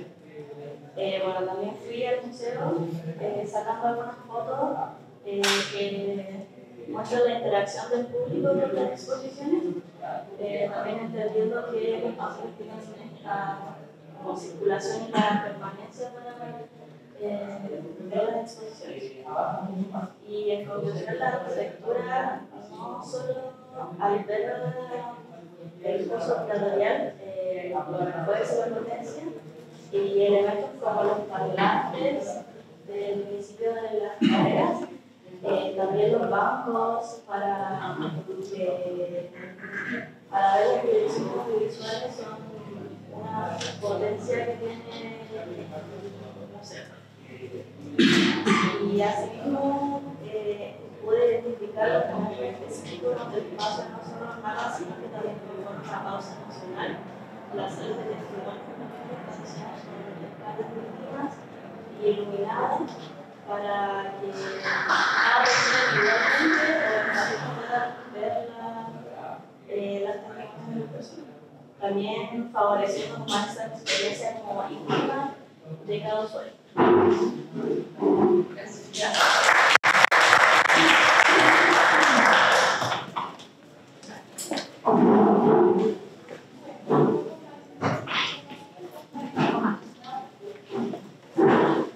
Yo voy a estar el presidente del profesor Presidente, Miguel Campos de Luna, y el proyecto de la investigación se llama Soluciones Constructivas y Estructurales de la Restauración Patrimonial y fue ambientado en el espacio emblemático de Santiago Centro. La restauración patrimonial en Santiago, Chile, enfrenta complejos desafíos técnicos y éticos, especialmente en su sector urbano, donde la presión inmobiliaria, la gentrificación y las exigencias funcionales chocan con la conservación. Estas tensiones generan enfoques de intervención estructural y constructiva muy dispares, impactando la preservación, compatibilidad material y lectura histórica de los edificios. La investigación se centró en tres casos muy distintos. Por un lado tenemos el Palacio Pereira, también tenemos el Centro Cultural Nave y el último es el Comunal Espacio Verde. En el trabajo se analizaron las soluciones constructivas y estructurales adoptadas en cada uno y en cómo estas decisiones dialogan o no con los principios contemporáneos de conservación patrimonial. Para contextualizar un poco, antes de su restauración, el Palacio Pereira, el Nave y el Palacio de la Reina Señartu, el actual Mall Espacio M, presentaban un gran deterioro. Años de abandono y obsolencia funcional afectaban su integridad estructural y arquitectónica, exigiendo profundas intervenciones para asegurar su estabilidad y viabilidad futura. Las decisiones estructurales variaron.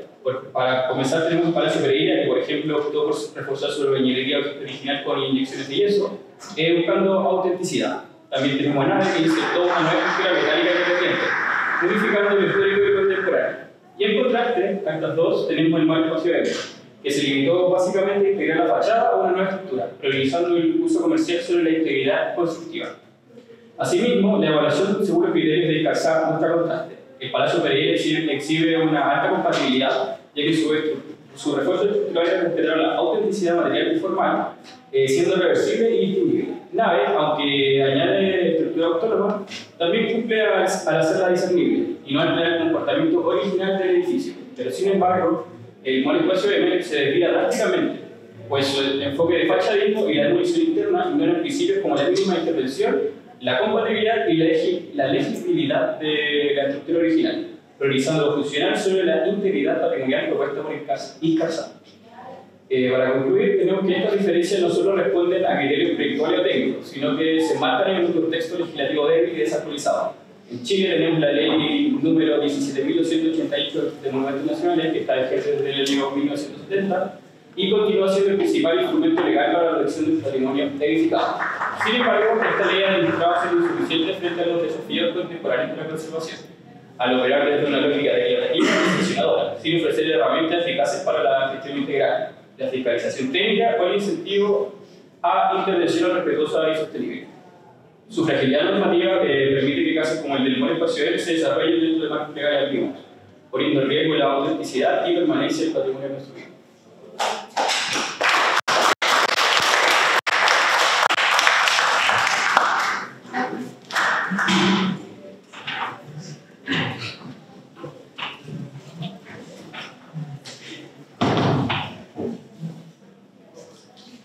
buenas tardes, hola, mi nombre es Jenny Pagalo y mi investigación es audio y de la maestra central de examinando.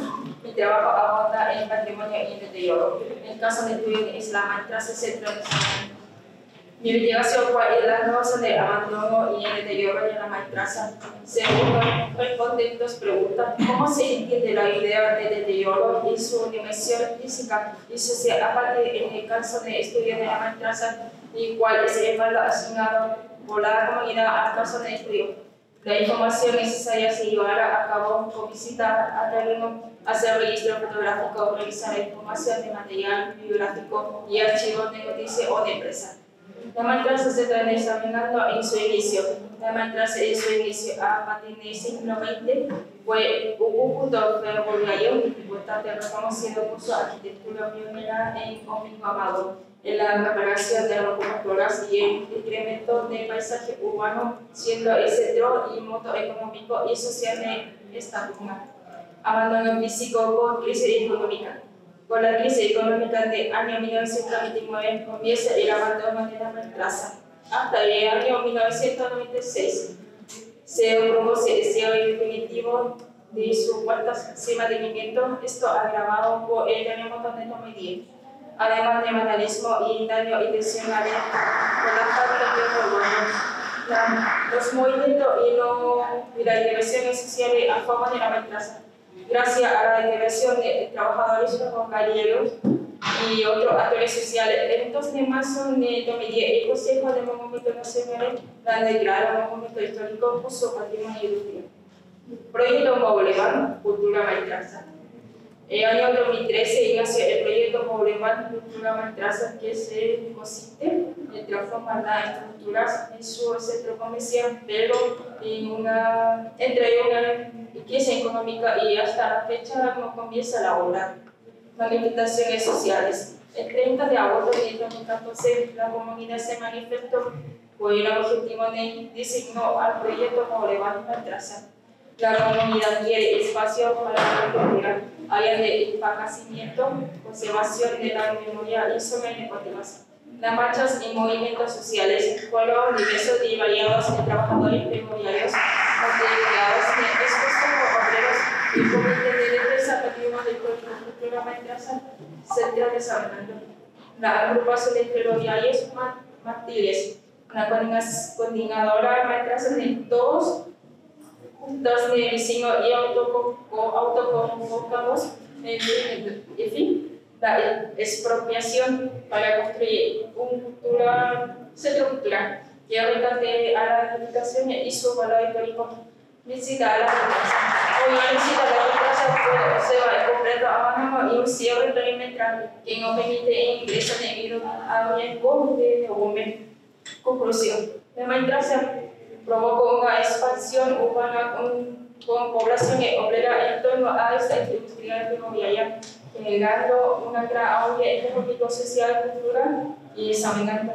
Hoy, la maestra se encuentra cerca abandonada y a un deterioro físico evidente de la sociedad identidad de relaciones civiles y municipales no se deterioran y sigue la lucha por salvar esta instalación que tiene un valor cultural importante para la comunidad de San Marino.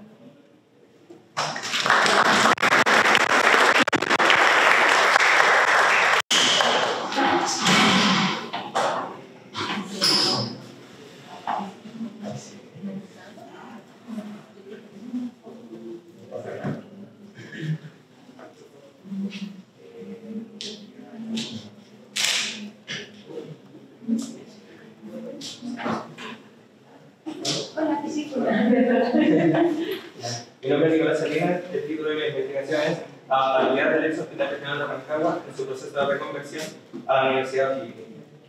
Bueno, este edificio fue construido en 1962. Se considera el edificio histórico de la ciudad, ya que desde unos más de 60 años a todos los rancagüinos. La transición al uso universitario comenzó en el año 2015 y en el año 2017 se abrió para los estudiantes. La pregunta de investigación es: ¿en qué medida la reconversión del ex hospital de Rancagua ha logrado adaptarse a las exigencias espaciales y funcionales del recinto universitario, según o de acuerdo a la percepción de sus usuarios? Para abordar esta pregunta, leímos los 4 objetivos específicos. El primero era describir las principales transformaciones arquitectónicas, y el segundo era identificar los espacios que han sido modificados, cuáles mantienen su configuración inicial. Estos dos los uní un poco parecidos. Bueno, los que mantienen los edificios antiguos en la fachada, el primero al cuarto piso, el edificio siguió igual, solamente hicieron pequeñas para acondicionar el recinto, y lo que cambiaron fue que crearon 2 edificios nuevos que seguían por letras A, B, C y D, y el E. El E y el edificio C son edificios nuevos, crearon 2 auditorios, son los 2 que se ven aquí adelante, y el cuarto al séptimo piso acondicionaron todo para hacer nuevas salas. El tercer objetivo específico era evaluar el grado de adecuación de los espacios existentes a los pequeños funcionales de un centro educativo estatal. Aquí evidenciando en el mapa, en morado las aulas pequeñas, en rojo los comedores, en amarillo los espacios de congregación, en celeste los espacios de recreación, y con una cruz los espacios que aún no están habilitados o que no tienen uso. Y para cerrar, el cuarto era analizar la percepción de los estudiantes y docentes respecto a la adaptación del edificio al nuevo uso educativo. Esto fue en base a entrevistas, y lo que saqué es que valoran positivamente la reutilización del edificio, que estaba ubicado en una parte céntrica, y que la biblioteca y la biblioteca nueva y la sala multiuso. Y lo que valoran negativamente son las salas pequeñas del cuarto piso del edificio B. Los comedores resultan insuficientes para la cantidad de alumnos que van a esta universidad. Los usos inadecuados de los espacios de recreación, ya que no tienen, que ocupan el patio delantero del edificio B, y salas pequeñas donde están mesas de ping-pong, mesas de taca-taca, y alrededor hay puros microondas para que la gente vea y los espacios vacíos y cerrados. Y para cerrar la investigación, esto nos dice que para haber una recuperación arquitectónica no solo hay que enfocarse en lo estructural, sino también aplicar criterios ambientales, humanos y funcionales.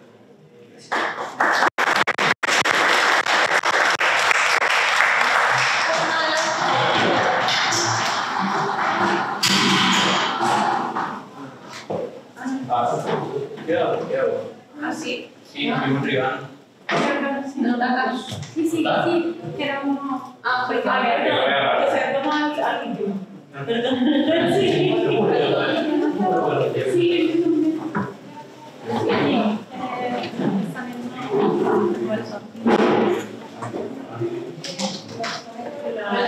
Sí. Mientras presentamos, vamos a pasar la carta de la torre para que la puedan, la van pasando ahí y la pueden observar. Sí.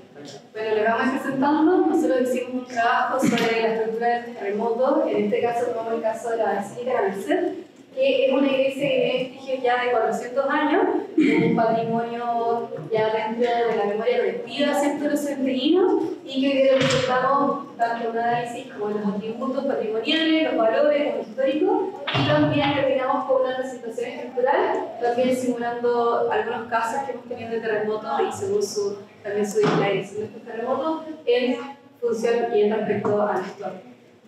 Bueno, como les contaba, la construcción que data de 1566 de sus fundaciones, pero la actual, la que estamos viendo, es el siglo XVIII, como el 1770. Obviamente tiene un valor arquitectónico también histórico, que está grabado en la materia colectiva de la construcción, ¿no? Y también podemos ver que es una de las mejor conservadas fachadas de la ciudad neoclásica. Es un estilo súper simétrico, es un estilo que podemos ver con sus torres restauradas. Esas son las cuartas torres, las que vemos hoy. Pero obviamente vivimos en un país sísmico y el terremoto pasa que nosotros nos construyamos sobre, pero sí tiene vestigios de 300 años. Tiene valores también por el contexto de la ciudad donde está emplazado. Está el de la Orden de la Merced, que es una orden de los primeros órdenes que llegaron a Santiago en la época del siglo XVI, porque en esa época eran súper importantes, al igual que los franciscanos, que también conservan 400 años de historia. Y más que nada tiene valores obviamente arquitectónicos y sociales, y en conjunto todavía se conserva parte de lo que era antes el convento, perdón, y los terrenos llegaban hasta el Cerro Santa Lucía.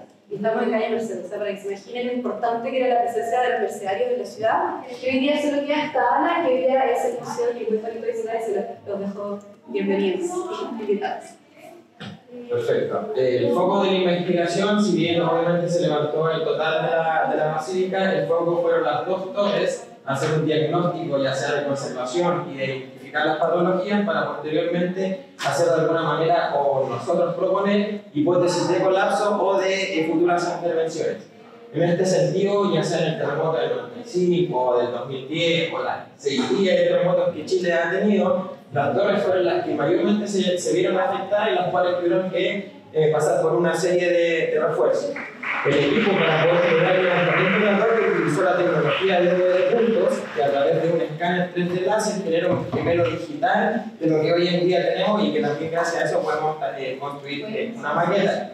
Esa nube de puntos nos fue arrojando diferentes densidades y la ubicación de los refuerzos que actualmente son principalmente de hormigón armado, camisas estructurales que se embuten en la albañilería y al mismo tiempo diferentes sistemas de vigas y pilares que van sustituyendo el sistema de columnas y arcos que ya se vieron totalmente afectados por los terremotos. En ese sentido identificamos los refuerzos principalmente que embuten el fuste de las torres y al mismo tiempo se hace un recorrido 360 en donde se identifican todas las grietas que van afectando la fachada, ya sean grietas capilares o grietas profundas que afectan en el esfuerzo de la albañilería. En ese sentido, gracias a la nube de puntos pudimos identificar tres principales deformaciones, aproximadamente entre 30 centímetros de volcamiento, por lo cual nosotros proponemos que en un próximo terremoto lo que podría afectar es que la torre sur principalmente podría tener un volcamiento al 100% y al mismo tiempo con sus refuerzos que identificamos, al no mantener una continuidad, pueden también verse alterados y de alguna manera esa fragmentación hacer que se volque o colapse la estructura. Muchas gracias.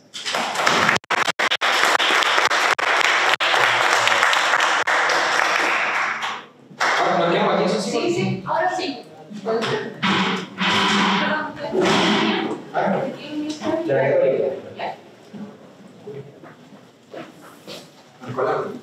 No, invitados. Aquí hay que me comen de plato.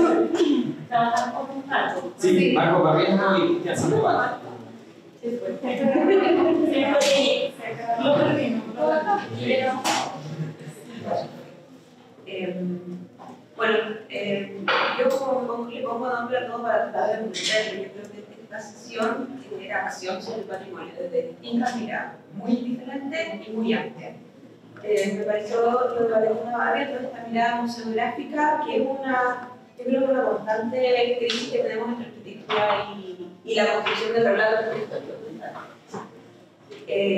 ¿Cómo hacemos la conciencia, sobre todo en temas tan sensibles como temas de dictadura y que, digamos, el relato de lo que se constituye ahí adentro como muestra en parte de un periodo muy sensible, muy delicado, que no se puede construir como objeto, sino que se construye desde hechos muy dramáticos? Yo creo que ahí es fundamental este vínculo entre el espacio construido y cómo se construye este relato de las víctimas. La arquitectura efectivamente lo puede reforzar o lo puede destruir. En este caso creo que la arquitectura es casi más potente que lo que sucede ahí adentro y juegan de la mano, o sea, no se puede separar uno del otro. Creo que es una lección como para referencia de futuros proyectos de museografía y arquitectura. Uno podría explorar tal vez el Museo del Holocausto o lo que sucedió con las Torres Gemelas, son como lugares donde no se puede separar lo que sucede de la experiencia de la arquitectura. Me parece que es un súper buen caso para entrar a hacernos preguntas sobre cómo lo queremos construir, qué queremos construir y cuál es sobre todo el relato. No desde el objeto, sino desde el espacio construido.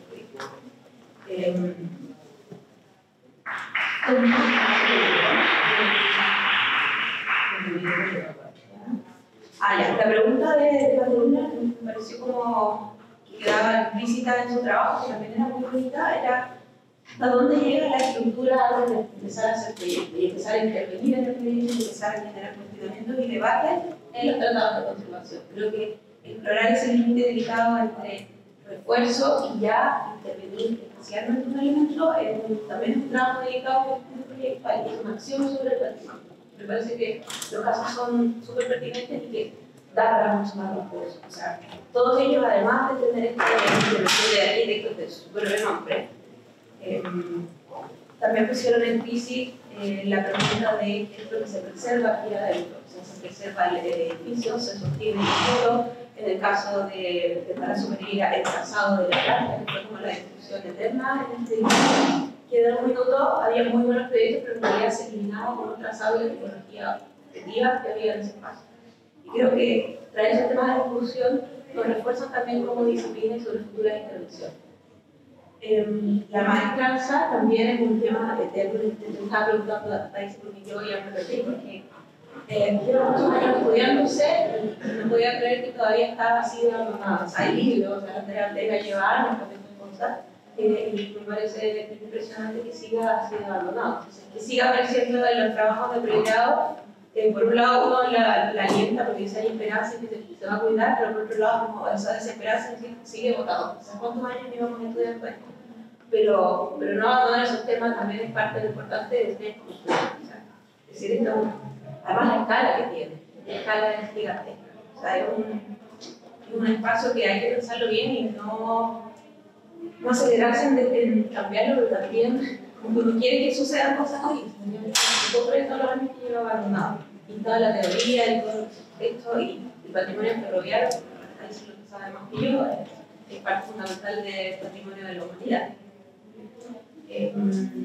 Lo mismo me pasó con el caso de Rancagua, o sea, creo que la pregunta iba de esta ambigüedad entre la cáscara y el proyecto, sobre cómo funciona un proyecto de este tipo, pero también creo que algunas preguntas se podrían profundizar un poco más, porque creo que esto de lo que dijiste también en el mundo de la conclusión final, pero creo que era muy abierto. O sea, yo creo que es algo que se espera de cualquier proyecto arquitectónico que hubieran dado ganas de entender más, así como se hablamos en Palacio Pereira, cómo en esa planta qué refuerza, qué valores refuerza un proyecto de distribución de ese tipo más allá de si funciona como programa o no. Yo creo que la pregunta del patrimonio tiene que ver de esos preexistencias, leer los trazados para ver cómo darle ese trazado y poder aportar como arquitecto.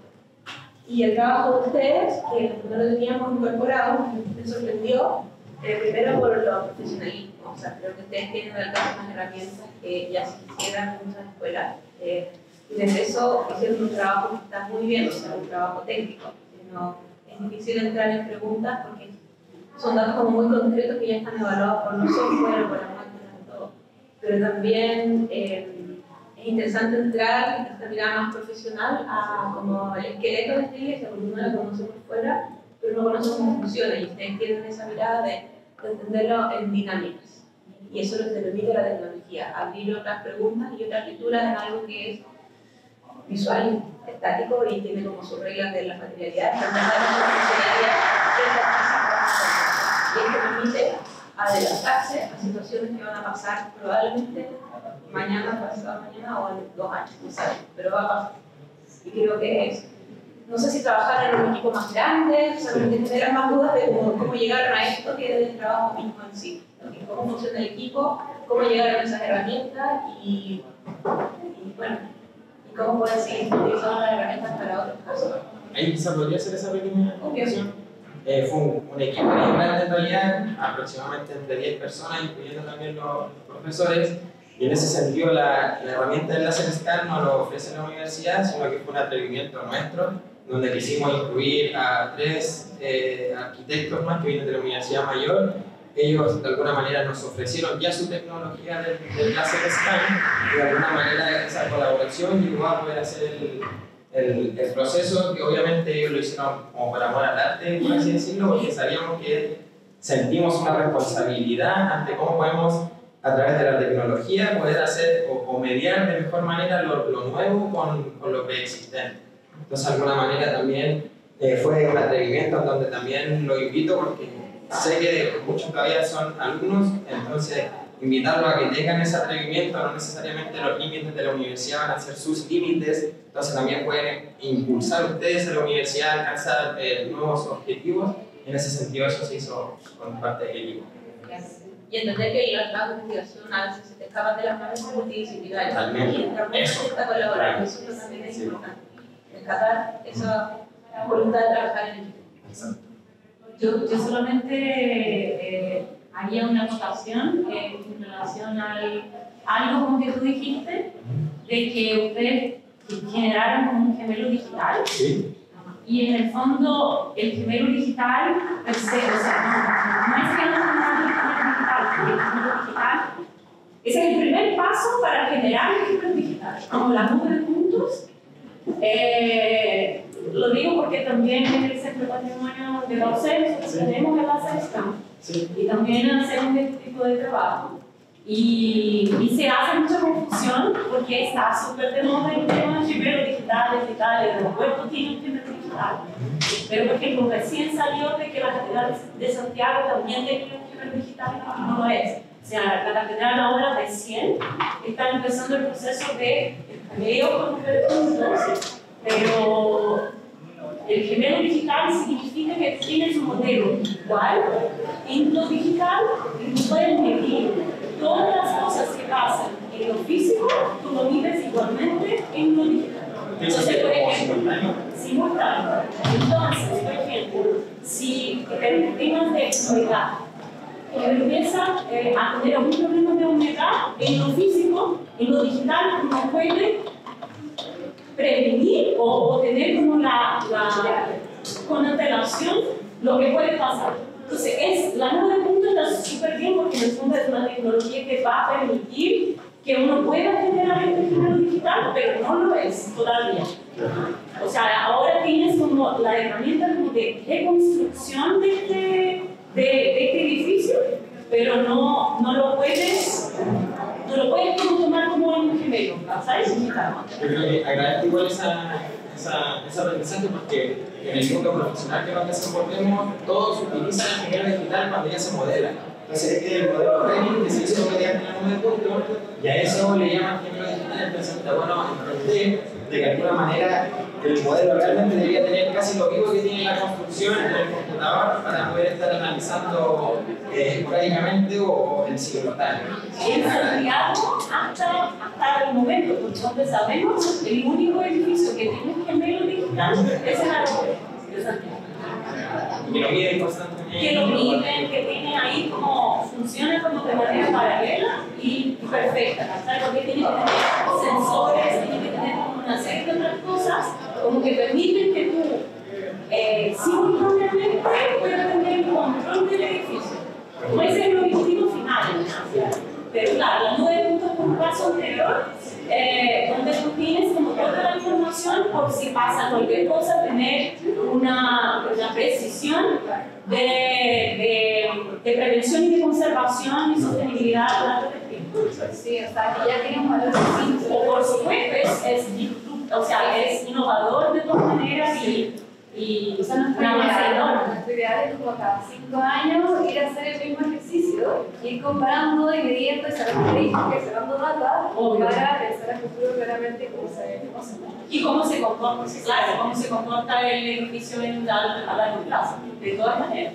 No, es una tecnología que ahora como hay que aprovecharla, utilizarla, porque eso es ya es el presente, pero deberíamos tener como una serie de otros edificios en Santiago, sobre todo por el tema de los terremotos.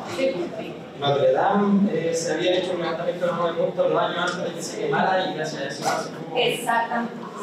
Había algo que es de recalcar que la 9 puntos es como tener la masa, pero lo importante es que uno hace con la masa. Lo que hace pan o pizza en ese sentido, entonces hay que saber moldear la estadía, noche, ahí que claro, no, hay que procesar la información y después poner la información con un software específico, porque no es tan sencillo, ahí como para los chiquillos, o sea, no es tan sencillo el proceso, o sea, en el fondo es un láser scan, es como un aparato donde tú logras hacer como fotografías y puntos, o sea, hay como una serie de técnicos. Yo no soy tan técnica con el tema, sé como de manera muy general, pero en el fondo tú logras tener como la información precisa del edificio digitalmente, pero todo eso se procesa con un software específico y después uno tiene que trasladar esta información a una información como que quien no tiene el software, como tiene que después igual como hacer la bajada como a los planos, al modelo mismo, perfecto. No, realmente son millones y millones de puntos, porque el láser scan por segundo tira 9000 puntos, y cada punto que rebota en una superficie está georreferenciado en el plano eje, x y z. Entonces, de alguna manera, uno agarra la nube de puntos, le haces 1.000.000 de zoom hasta llegar al último punto del perímetro y uno empieza a dibujar. Y por ejemplo, en esta sola sección de la torre, aproximadamente hay como 15 disparos. Cada 15 disparos quiere decir que cada uno se demora 15 minutos, donde uno se tiene que esconder para que el láser no te vea, y después uno tiene que ir pegando disparo por disparo. En la Merced fueron como 150 disparos, y son como 3 días de estar pegando, 2 días de estar pegando, y no sé qué se pega más y se mezcla. Entonces, no es como apretar un botón y